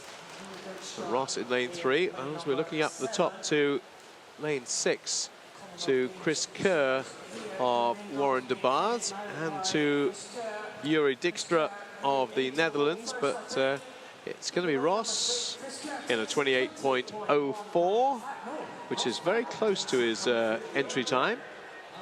27.81 compared to 28.04, and he'll be relatively happy with that. Chris Kerr with a 28.19 in second place. Right, enter the PT. Had him ready to go in the 50 meters breaststroke. Question is, what kind of time does he feel he can do? He ain't going to be holding back. We know that. He's told us that. He said it last night after he won the 100. He doesn't hold back in the heats. 25.95 is that world record. What a swim that was at the Worlds last year. In the semi-final as well. In the semi-final. He shocked himself. Well, here he goes, and there they go. And everybody feels like they are swimming in treacle when they see Adam Peaty ahead of him in lane 4. It is Peaty against the clock. Now, let's see what he can do. You can see he's already got a body length advantage over everybody else. How quick? It's going to be about 27-ish, 27.07. Wow, it wasn't tardy at all, was it? 27.07 for Adam Peaty, 28.12 for Dara Green, and third Mark Campbell. And it will not surprise you to know that is an Edinburgh International meet record. To be a second ahead of the field over 50 metres, it's just incredible. It's mind-blowing, isn't it? It really is. 50 obviously isn't in the Commonwealth, so. And you also mentioned, yes, you made the observation which we weren't able to develop particularly about his starts. Yeah. That, you know, he hasn't actually got, if you put him up against Cameron van der Berg, for example, van der Berg's probably got a better start than he has. Yeah, I think it's one of those that him and Mel have been working so much on that, because it's not actually his reaction or anything, it's just kind of that slight, it's that phase from once he leaves the blocks till he enters the water that has always kind of lacked. But actually, his start has really, really come on. Him and Mel do so much work on that, and I think we always used to kind of say that was his weakest part, and actually we now don't give credit to him, that he actually and give credit where credit's due, because they have really worked on that, and he never ever comes up last anymore, and it shows that how much hard work they've put into that. Just knows there's a lot of our top swimmers, either past or present, who have birthdays around this time of year. You just had yours. Yeah. David Davis had his yesterday. Have you ever read the talent code, Bob? It is Max Litchfield's birthday today. Ah. Happy birthday, Max. You should read the talent code. That kind of says if you're born certain times of the year. It's kind of one of those books where it's like, depending on what sibling you are, it's different, or if you're this birth, you're better at this sport. Yeah. It's an interesting book. I read it concerning ice hockey players, and most of the top ice hockey players were born around January, February time, supposedly. So I think it works in quite a few different sports. But yeah, it's Max's birthday today, and hopefully he'll be looking in, or he'll get the message passed back to him. Happy birthday, Max, and so sad to see you're not going to the Gold Coast, but Europeans on the horizon. Worlds next year, and obviously Tokyo as the big aim for 2020. 50 metres breaststroke. 3 going to start in Heat 1. All are there. Jennifer Storm of Aberdeen, Eva Vickery of City of Coventry, Alana Broekhoven of Plymouth Leander, and she wins it in a 34.34. I mean, we spoke about it in the men's 200 freestyle that we had 9 heats, which shows the depth. We had 9 heats of the men's 50 breast, and we've got 9 heats of the women's 50 breast. So it's a clear one when you look down the start list. What we are strong at the minute, and what we do have so much depth in. Yeah, shame it's not an Olympic event. But, it is in all the other events in the Worlds, Europeans, Commonwealths, of course.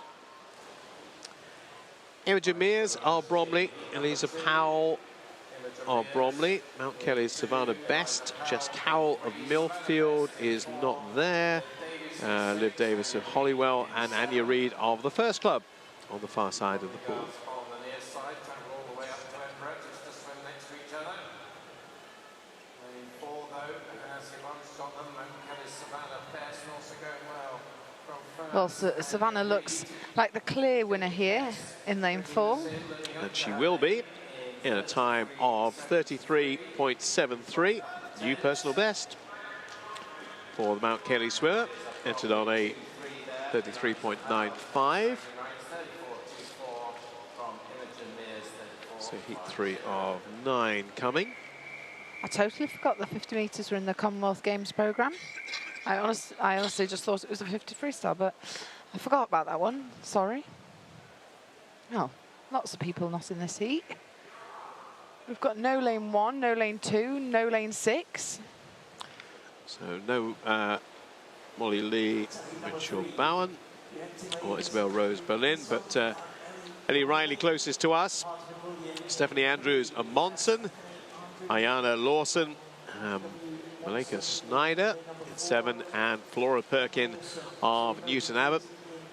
2 14-year-olds in the outside lanes, one from Germany and one from this country. Looks like the German, the 14-year-old from Germany is going to win this one. And she does. Oh, my goodness me, she's taken the second off her personal best.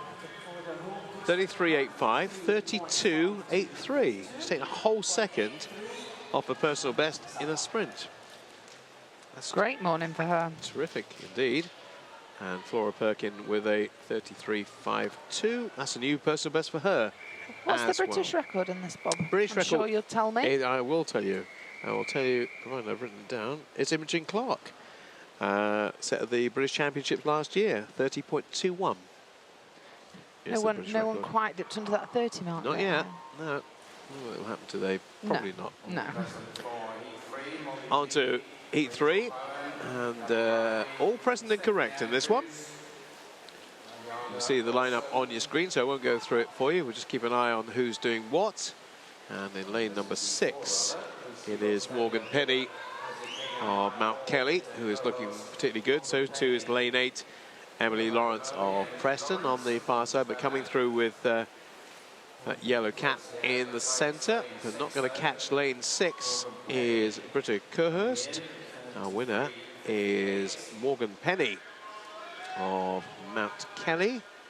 And that is right on her personal best. Exactly the same time, 33.58. Can't knock that. Solid morning. Yep, chance to improve on that maybe later on today. If she gets the chance. She's not a junior, so maybe she won't go looking on that one. No, there is no B final, like we've been saying. So there is just a junior final, and then there's the A final, and that progresses into the skins event. On to heat number 5. No lane 8. So there's no 8, so everybody else in place. Jasmine Smith, Olivia Heron, Shannon Campbell, Anna Lehman, Abigail Hurst, Eve Thompson, and Dana Riordan. Those are the swimmers. And pretty much 8, 6, 5, 4, 3, and 2 all in line. And lane 1 as well, coming through now quite strongly over the last part of this race. Hasmin Smith, but we'll look at the centre, looking at 5 and 4 nodding together. 5 will get there first with a 33.01. And again, that is a new personal best for Abigail Hurst. Going to go sub 33 for the first time, very close to doing it. 33.01 compared to a 33.29. Up next 6, and then we'll be into the seeded heats.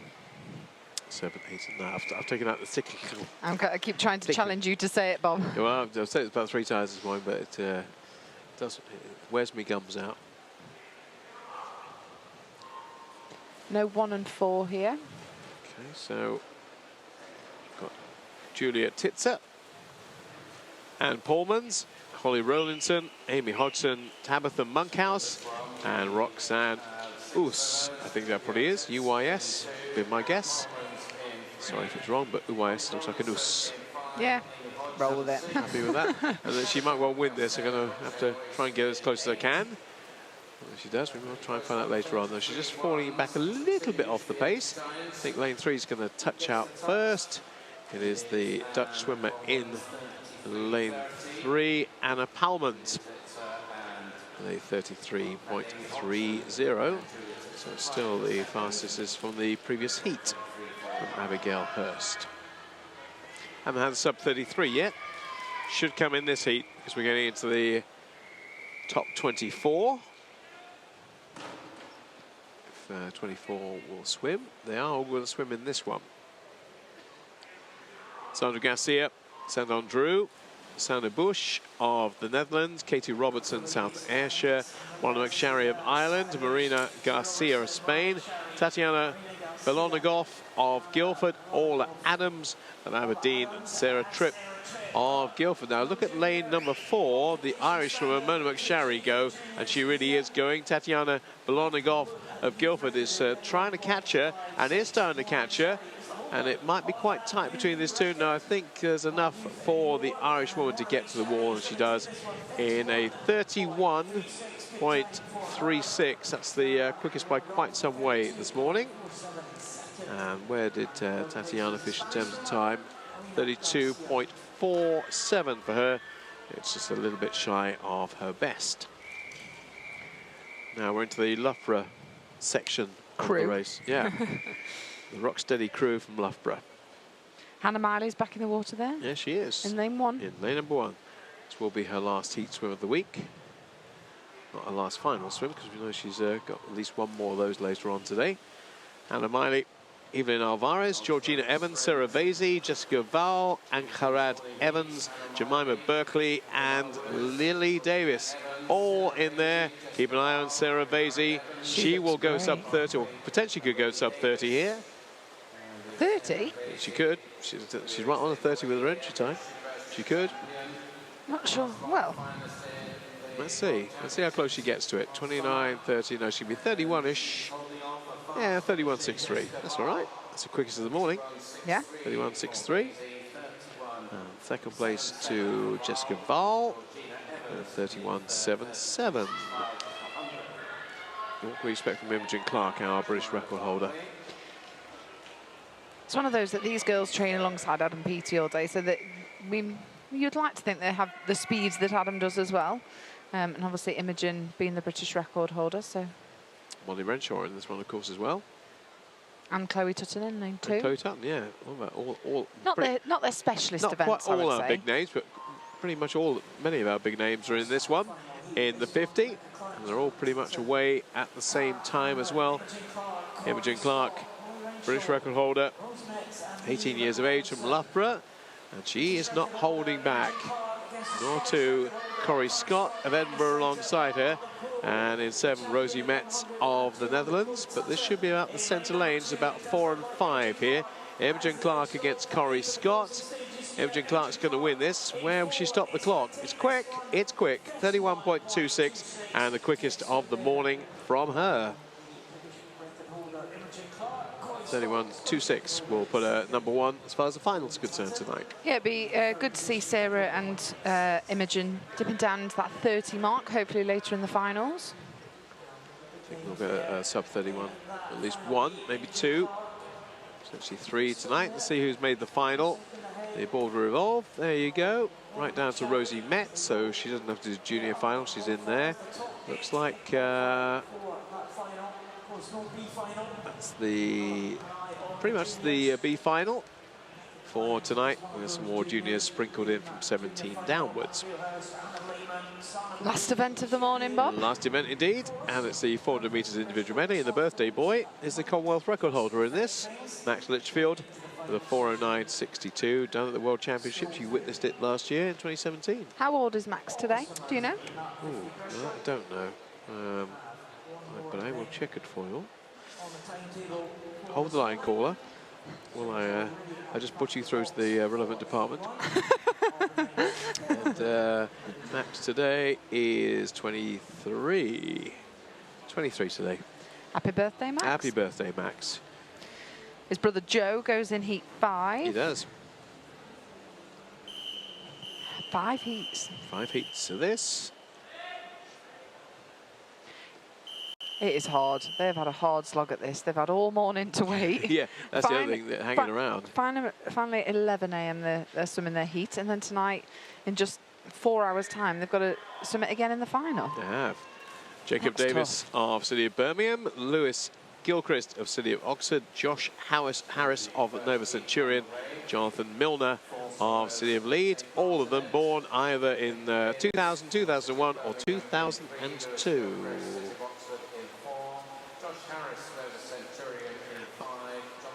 Okay, before we finish, we have got another event to add. Okay. A swim off in the 50 breast. Men or women? So that'd be Adam Peaty against whom? Is it men or women swim It's off? men's. Yeah, there's men's, yeah. So we'll have a swim off, which they're going to put at the back end of the program, which makes more sense, actually. Yes. It should happen at the back end of the first program, not on the early part of tonight's, but that's what's going to happen there. So then we will have an extra event to add to the program a little later on. Right, we're looking at a collection of kind of 440-ish here. There's a 439 in the field in Lewis Gilchrist in terms of entry time, but he's not at the front of the field. Jonathan Miller of City of Leeds is going out very quickly on the butterfly. 59.62 breaks the minute on the butterfly. It does, Bob, but as we've spoken about quite a lot this week, the breaststroke is the key event. Well, is the key stroke, if you like. Sorts them all out, as Bob's phrase says, but the lead changes so much in a 400 medley, and most people do, well, everyone has a weaker and stronger stroke, so, but you've got to be able to have a good breaststroke leg, definitely to be in with a shout of getting up there to post good times. Doctor's just arrived. Do you need to see the doc? No, it's because I've had tonsillitis, but I managed to get some antibiotics, and the doctor's there waving at me, going, "Are you okay?" I was like, "Yes, sorry." Good, that's all right. So I want to make sure that you didn't have to have an appointment at 10:11. I just hope I haven't passed my tonsillitis. Not that we've been exchanging saliva or anything, but we have been sat next to one another. That hopefully germs haven't spread to the team. Is my breakfast settled yet? I think it has, just about. Right, the 400 metres individual medley. This is just prime example of what I said earlier with the butterfly, obviously. Are we trying to get back to swimming now? I am trying to go back to swimming. Let's move on from the exchange of saliva. But the lead has completely changed here, and on this breaststroke leg, we'll see which athletes have got the stronger breaststroke leg. It would appear to be Lewis Gilchrist, who has got the fastest entry time with a 4:39. But look at them, all four of them pretty much together. Hardly separate these at all. In fact, as they go to the wall, I doubt there's going to be more than a few tenths of a second between 1, 2 and 3. Well, their entry time, there's only 1.5 seconds difference between their entry time, so you probably expect them to be this close. Well, let's see who's got the better front crawl when they come off the wall, because on the splits, look at this, I doubt there's more than a second between them, is there, in the end? Just over between our leader, Jonathan Milner, and Jacob Davis of Birmingham. But Jonathan Milner was the early pace setter from City of Leeds and would seem to have the best of the freestyle here. He's come through to the front of the field and looks like he's going to dominate this last 100. Let's have a look and see whether he does. Certainly in the early stage of the freestyle he is. Yeah, well, he had a fantastic butterfly, didn't he? Kind of went back to the back of the field on the backstroke, now back ahead. See what he can do in the freestyle. Well, he will seem to have this one nailed because he's got quite an advantage. He's got 3 seconds. Yeah, it's getting over 3 seconds between, in fact, yeah, a very big advantage for the 16-year-old from City of Leeds, entered on 4:40. Well, let's see what he can do to conclude this race. British record, as we mentioned, is max is at 4:09. Well, obviously that's not quite in range for him today, and probably won't be for a little while yet. 50 to go. 4:06.82 it is, so no one chasing him down just yet either, is there? So I think it's clear that He's won this one. Yeah, it looks like Jonathan Milner will win this for the City of Leeds. Josh Harris of Nova, your old club, will come in second. That's how it's looking. How close can his PB? Will he get to his PB? 440.84 is his boy's going to be inside it. He is going to be inside it. Yes, he is. 439.66. So he's gone sub 440 for the first time. As Jonathan Milner. Happy with that? Can't really tell. He's looking the other way. We're over here, mate. It's hard to look happy after any race because you're so out of breath and you're so tired, but I'm sure he will be. Every time we move the camera, he moves the other way there, so we can't really tell. Or he hides behind the flags. Yeah, it's probably the best place, actually. You've seen our cameraman. He's camera shy. On to Heat 2. And that's your list of options. And we seem to have... Do we? I think there might be one missing, just lane lurking. 6? Yes, either 6 or 7. Let's wait and see. As they enter No, the pool, 6. 6 is gone. So everybody else there. Daniel Ferguson in 1 for West Lothian. Fraser Durston of City of Cardiff. William Slawson of Wrekin College. Chelsea and Westminster, I think the first of their swimmers I mentioned this week. Christy Moon is in lane 4. Sam Goldrick of City of Manchester Aquatics in 5. No 6. 7 is Oliver O'Halloran of Derwentide, and Jay Newman, the junior from City of Leicester, 15 years of age, in lane number 8. Our early leader after the first 50 of the butterfly is William Slawson of Wrekin College. Fastest time with Christy Moon of Chelsea and Westminster for 4:36.34. So we saw from the previous heat, it does change, it transforms itself through the 4 strokes. That's the first 100 completed. He too's gone sub 60. It's Sam Goldrick who's actually gone sub 60 on this one. William Slawson in second. Third is Fraser Durst. That's a nice backstroke, nice and smooth, nice and rhythmical. Not near the lane rope. We know you don't like that, Bob. Well, yeah, I've never seen the point, as you say, if you can get the pull on the lane rope, maybe sometimes it helps. But It's so difficult when you are a club swimmer, because I was that, and I used to swim around the lane as well, because that's how you swim in the club. And when there's 10 of you in a lane, and that's kind of naturally what you're suited to. But yeah, we always associate that one with Lizzie, don't we? Certainly do.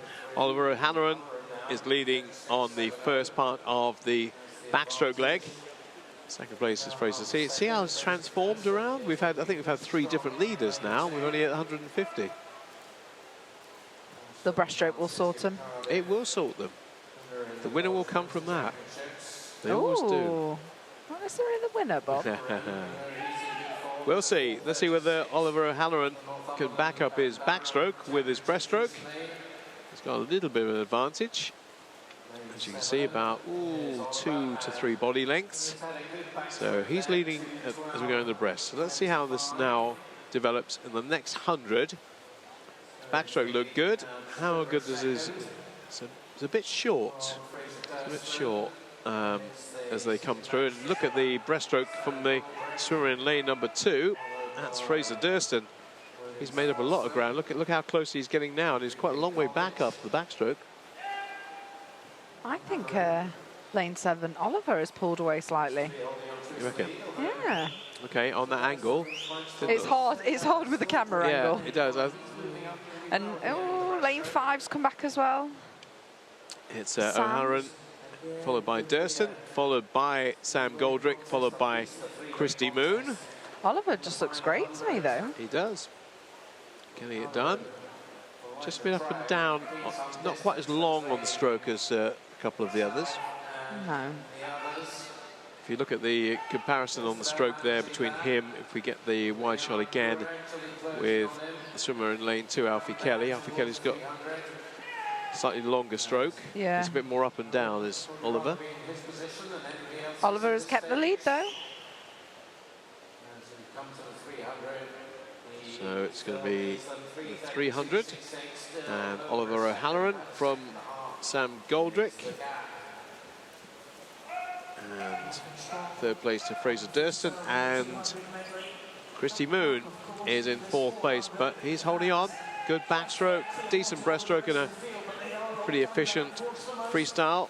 for our swimmer on the far side. That's Oliver O'Halloran of Derwent side, 17 years of age, 4:38.33 is his entry time. And they're starting to bunch up a little bit here. Oliver O'Halloran holding on, Christy Moon second, Sam Goldrick third, and William Slawson in fourth. So front runner Oliver, can he hang on for another 30 metres or so? It's going to be close. It's going to be very close indeed. Maybe just tiring a little bit. As we're seeing the centre lanes come back to him. Lane 3, William Slawson, Christy Moon in lane 4. Slawson's going to get there first, I think. Actually, Christy Moon does. Christy Moon does for Chelsea and Westminster. Just want to highlight, Bob, you said that the winner always comes from the breaststroke. Point proof, 1-0 to Becky. Got some news. Got some news. Our winner's been DQ'd. Oh no. Our winner will not be our winner anymore. For what? There it is. Do we know why? He's gone. I think it was it backstroke to breaststroke turn, potentially? But, maybe 2 hands on the wall, breaststroke turn. Yeah. Well, DQ happened, I think, about midway through the race. So Shame, the back end. shame to do a 400 medley and then get disqualified. Yeah, absolutely. Ouch. Yep. So Christy, I think that might have been his only swim this week, because I don't remember mentioning him at all, or anybody from Chelsea and Westminster this week. No. So that could well have been his only swim. Oh, it's come all this way. Oh. Heat 3. Yeah, all there, I believe. Robbie Jones, Alfie Kelly, Joel Thompson, Adam Wilson, Will Bell, Fraser Allison, Ben Harrison, Will Riley from Tigers Jersey, Newcastle, Ellesmere, Newcastle again, City of Leicester, Warren de Bars, Mount Kelly and Bath University in lane 8. In terms of who's got the best time, well, that belongs to Adam Wilson of Newcastle with a 4:31.42, but he and Will Bell and Joel Thompson all very closely aligned in terms of time. So what I need now is for somebody to prove my point and disprove Becky's point on the breaststroke. No, I wasn't disproving that at all. I mean, I it's just got to be exceptions. Yeah, I just think yeah, the breaststroke one, it definitely sorts them out and obviously equals out the field. But the freestyle leg, obviously, you've got to have a good freestyle. I mean, we saw was it 2008 where the Chinese girl came back faster in the 400 medley than Ryan Lochte did. That's right. Yeah. Did she go a 59 split or something? I believe she did. Yeah. Absolutely well, that incredible. Can't happen, can it? But yeah, it did. And we've just completed here the first 100. Adam Wilson, who is the fastest in the field, is the fastest over the first 100. Alfie Kelly in second place. So the two Newcastle boys, 1 and 2 at the moment. Obviously got a good butterfly programme.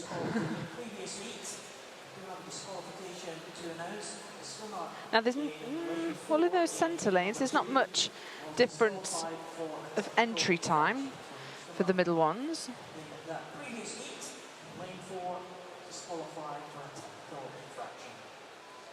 And it will be Adam turning first there, but Will Bell has come right back on that backstroke though. Got back into the mix after the butterfly. So look at lane 4 and 5 now. So it has moved a little bit. It was the two Newcastle boys in 4 and 2 who were dominating proceedings. Adam Wilson is still there, but has now been joined by the City of Leicester's Will Bell. Alfie Kelly down there in 2 is back in 3rd place as they come to the conclusion of the backstroke. But look at them, all three very, very close together. And it's Adam Wilson. Actually, 1 and 2 is still Newcastle. It's Wilson and Kelly, and then Will Bell. Now on to the breaststroke leg. Who has the better of these three? Well, 4 now.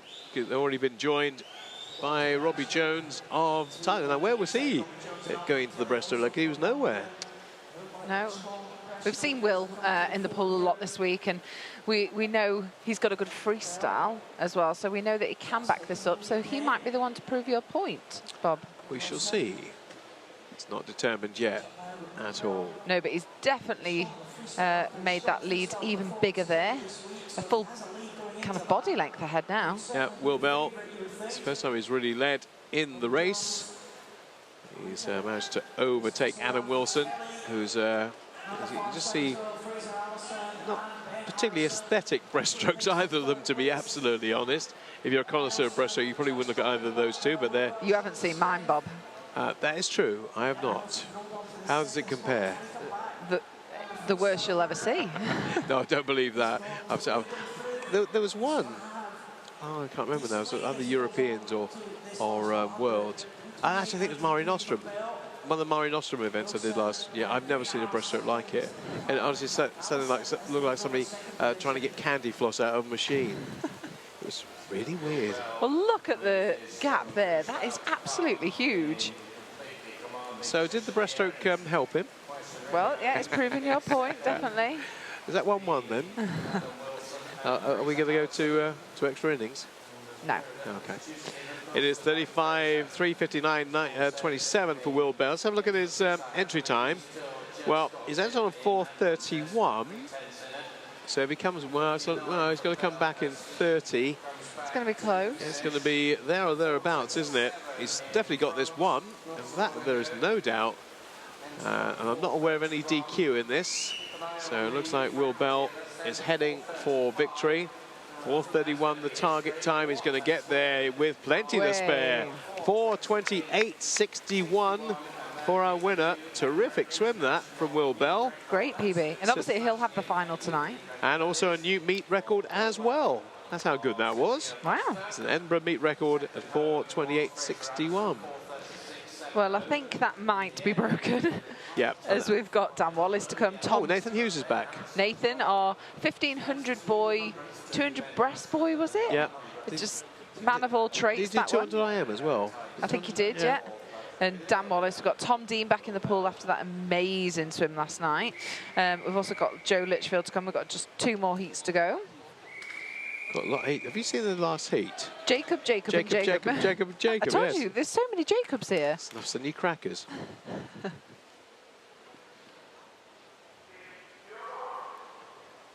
Everybody in. Yeah, I think. Wait till the. Was there lane 7? There's no 7. There's no 7. Tony Joe Trett Oliver of University of Stirling in 1. Charlie Hutchison of Ellesmere in 2. Nathan Hughes, Hatfield 3. Dan Wallace, Edinburgh in 4. Tom Dean, that's a very, very promising junior from Maidenhead in 5. Callum Laurie, University of Stirling in 6. And Joseph Miley. Couldn't be related, could he? Yes, he could. He is her brother. Joseph Miley going in lane number 8. I think it's his first swim of the week. Well, I can't quite remember what Hannah's, because he's entered as a 4:31. I think Hannah's British record is a 32, is it? Or is it a 30? 33, is it not? Her British record, I can't quite remember, but he'll want to beat his sister, that's for certain. I'll give you a quick check on that, so I think it's 4:33 something on the top of my I thought head. she'd been a 32, Hannah. Maybe you're right, maybe you're right. I'll do a double check and absolutely... Well, the right. winner here, not quite... No, you're right, 4:31 in fact. 4:31.33. And Oh, he's 4:31.30. he'll want to beat his sister. Yeah, he certainly will.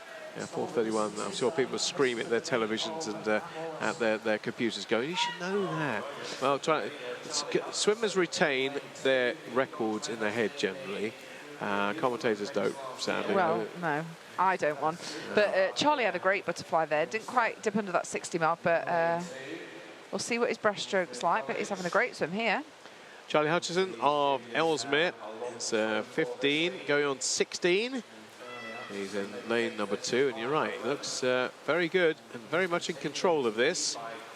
Now, will they start to catch him?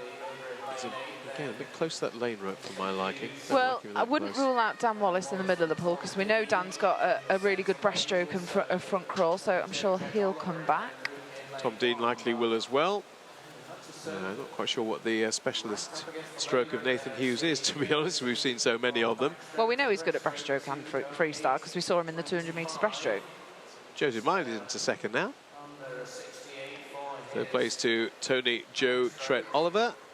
Now, how good is the breaststroke? Looking all right, actually. Looking pretty on par with where it should be for Charlie Hutchison.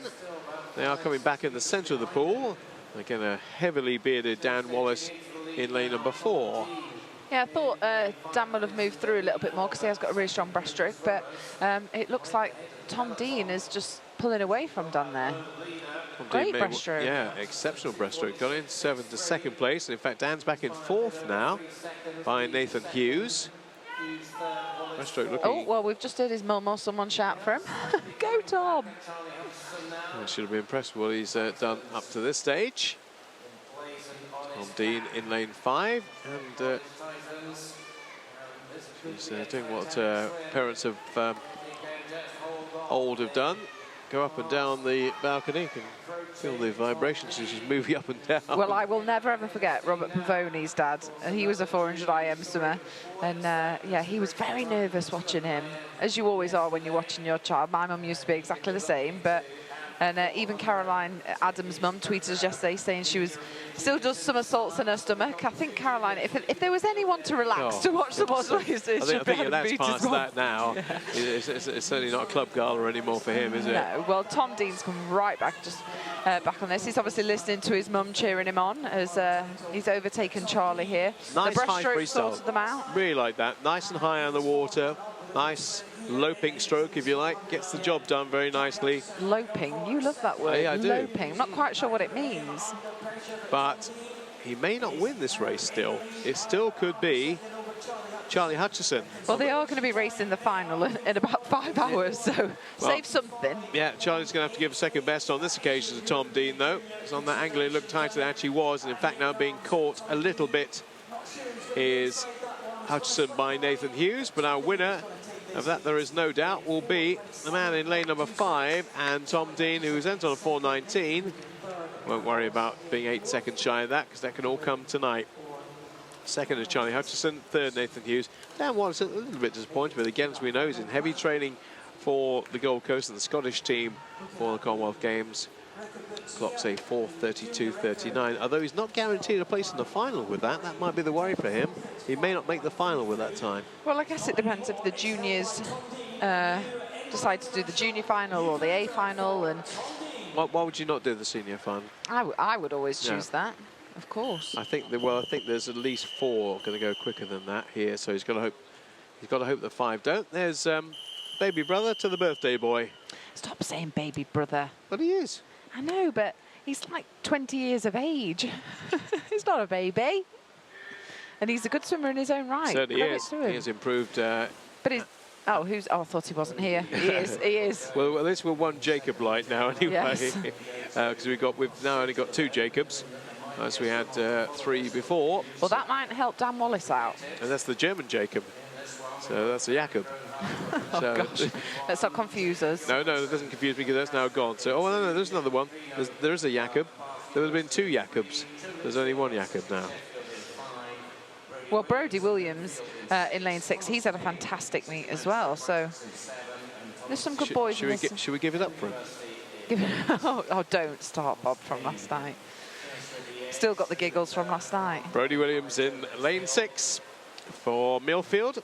The complete set, if you like, of swimmers. Jari Gruenhart of the Netherlands in 1. Jakob Jorgensen of Kastrup in 2. Jacob Greenhoff of Bath University in 3. Joe Litchfield, City of Sheffield, entered on a 4:18. Goes in 5. Brodie Williams of Millfield 6. Thomas Payne, City of Manchester Aquatics, and Thomas Siopanis of Edinburgh University in lane number 8. How's this one looking, Becky? It's pretty close, to be fair. It's pretty even. So, yeah, they all had... well, I mean, the 4 of the guys are all pretty even. We are talking about lane 3, Jacob Greenhoff. Lane 5, Joe Litchfield. Lane 6, Brodie Williams. Lane 7, Thomas Payne. Now, what would you say is Joe's best stroke? That's a very good question. He's got a very good breaststroke. I think we'll see that in a moment. I'm not sure. I think his weakest might be his butterfly, actually. I think his weakest is his butterfly. Yeah. So he should come through here or start to make some moves in lane number 5. He's actually 4th at the moment. Well, you see Brodie is just taking the lead there in the green hat. He's had a great week. Certainly has. And his entry time is 4:20. So obviously the initial thing is to try and make that final tonight. At the moment, Joe is back in 4th, but I think this is where things will change. I think his breaststroke will bring him back into the field. Let's see if I'm right. Well, obviously Joe is going to the Commonwealth Games, so he will be in really, really heavy training here, just as Dan Wallace was in the previous heat, as we've seen. So it is tough, especially for the distance swimmers. I always think you don't necessarily have the same level of different gear and the same power and everything else. It's harder, I think, to swim fast mid-season as a distance swimmer than it is a sprinter. Well, he is coming back through. He's still in 4th place at the moment, but he's certainly in touch with the other 3 much more than he was 100 split. And I think on this 50, I think he's going to bring it back even more over the next one. He's got really good turns as well, but still got a bit of work to do. I think he's going to overhaul Jacob Greenoff, who's had a very good breaststroke leg in 3. Our early leader, Brodie Williams, is just slipping a little bit back off the pace, but perhaps he's coming strong again now, and Joe just gave himself a little bit too much to do, I think. Yeah, I think Joe struggled a bit here with this breaststroke leg. More than we expected. Yeah, what's going all right, and now is kind of seeing the other 3 disappear from him a little bit. He's hurting. He's now slipped down into 5th. Jacob Greenoff leading, Brodie Williams 2nd. I'm surprised by that, to be honest. 3rd, Thomas Payne. 4th is Jari Grönhardt, and maybe this is not going to be Joe's day. So Dan Wallace will be looking at this thinking, okay, well, if Joe's off pace, then maybe that'll be good enough for me to get into that final. Joe is not at the races today at all. We have a double swim off, I'm told. Not just 1, but 2. We give you value for money on the British Swimming YouTube channel and on BBC Sports Online. And juniors and seniors in the same 50 breaststroke, I believe, are going to go in the same race. They're going to do 2 swim-offs in 1. Huh? You're going to have to explain this to me in a minute, Bob. I will. I'll do it when this race is concluded, because we're nearly there, nearly at the far end for the final time. And it looks like we're going to get Jacob Greenoff winning for Bath University in a 4:28.82. There's poor old Joe. Nowhere in the frame at the moment. Thomas Payne, Brodie Williams, Jari Grönhardt. Joe in 5th place with a 4:33.64. In a moment we'll see who's made that final. That's the race we've just seen. 4:28.82 for Jacob Greenoff. The top 8 for the main final will follow shortly. See who's scraped in and see who will be in the B final and junior finals in just a moment. There we go.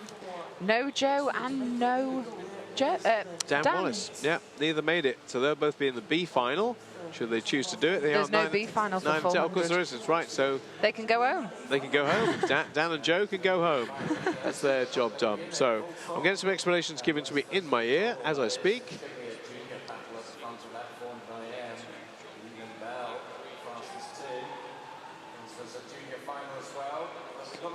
So there's 2 swim-offs? Or are they swimming it as 1? All right. Okay, Maximilian Pilger will be in the swim-off as well for Dijkstra. Okay. Right. So we're talking about the men's 50 metres breaststroke swim-offs. Right, so we got a junior swim-off. Is this for reserves? Second reserve, and the senior is for second reserve, right? So are they swimming 4 athletes in 1? They are. Okay, so right. it's just 1. Okay, yes. I was confused. Are they going to swim? Oh, okay, so they're swimming 2 and 3. Yes. And then 6 and 7. Correct. So they're next to one another. Yes, yes. So which set of the juniors? So the juniors will be, so 6 and 7 the seniors. Yeah. And the juniors will be in the other 2 lanes. So they'll be in 2 and 3. Well, you, Bob, always say that they swim so much quicker in a swim-off. Well, and if they'd right. just done that... Let me tell you the times they did then. Okay. 30.16 for the juniors. 30.16, okay. 28.57 for the seniors. Right, what is the betting all 4 go quicker than they did this morning? 28.57, obviously for the... Well, the thing is, the swim-offs have been quicker because they've done it in the evening, so yes. they have had the whole afternoon's but rest. I still think they will be quicker. I still think so as well, but maybe not the big drops that we've seen previously, because obviously we have been doing the swim-offs at the beginning of the final session. So it's John Keane and James King in 2 and 3, Maximilian Pilger and Yuri Dijkstra of the Netherlands in 7. So there'll be 2 races in one here. This is quite exciting. This is even more exciting than the skins. 2 races in one here. Seniors on the far side, juniors on the near side. Buffalo girls go around the outside.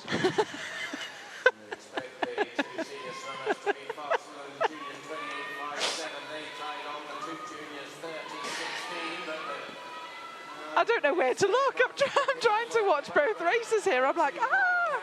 So 28.57 it was for the seniors, and they're obviously furthest advanced. They're going head-to-head. It is a Germany against Dutch battle. That'll be finished in a moment. They're both going to go quicker than 28.57, and they both do. No, they don't, actually. They don't, amazingly. But so the juniors both do. Oh, only by nothing. It doesn't matter. They did. Nothing, The Bob. juniors both did. The seniors didn't, oddly. Juniors both went marginally quicker. Look, there's only 1/100th of a second between them. Well, they only swam their heats about half an hour ago. It's only a sprint. I know, but lactic acid build-up. They probably didn't do much swim down. Anyway, well done to John Keane, who gets that last position for the second reserve, 30.13. And, oh, they're hurting a little bit there, I think. The German and the Dutchman just having a little chat, who both went slower, amazingly, but the 2 juniors went quicker. And that will pretty much conclude a bit of entente cordiale between the Dutch and the Germans on pool deck. Buffalo girls go round the outside. What was that about? So 12:30 it is for the afternoon heats, and we are back for the final session at 4:15. Just going to give you a little advance notice. We're shifting things back half an hour. So forward. 4:15. Forward. Well, whichever way you want to look at it. It is 4:15, not 4:45 is what I'm trying to say. So the final session with Adam Peaty et al. Will be here on the YouTube channel for British Swimming, and also on BBC Connected TV and BBC Online at 4:15. Look forward to your company. Becky Adlington, you've been a brick as ever. I'm going to drop you now, and we'll see you later on today. Have a good day. Bye. We open the pool for the warm-up. So if the fire alarm sounds, please follow the instructions.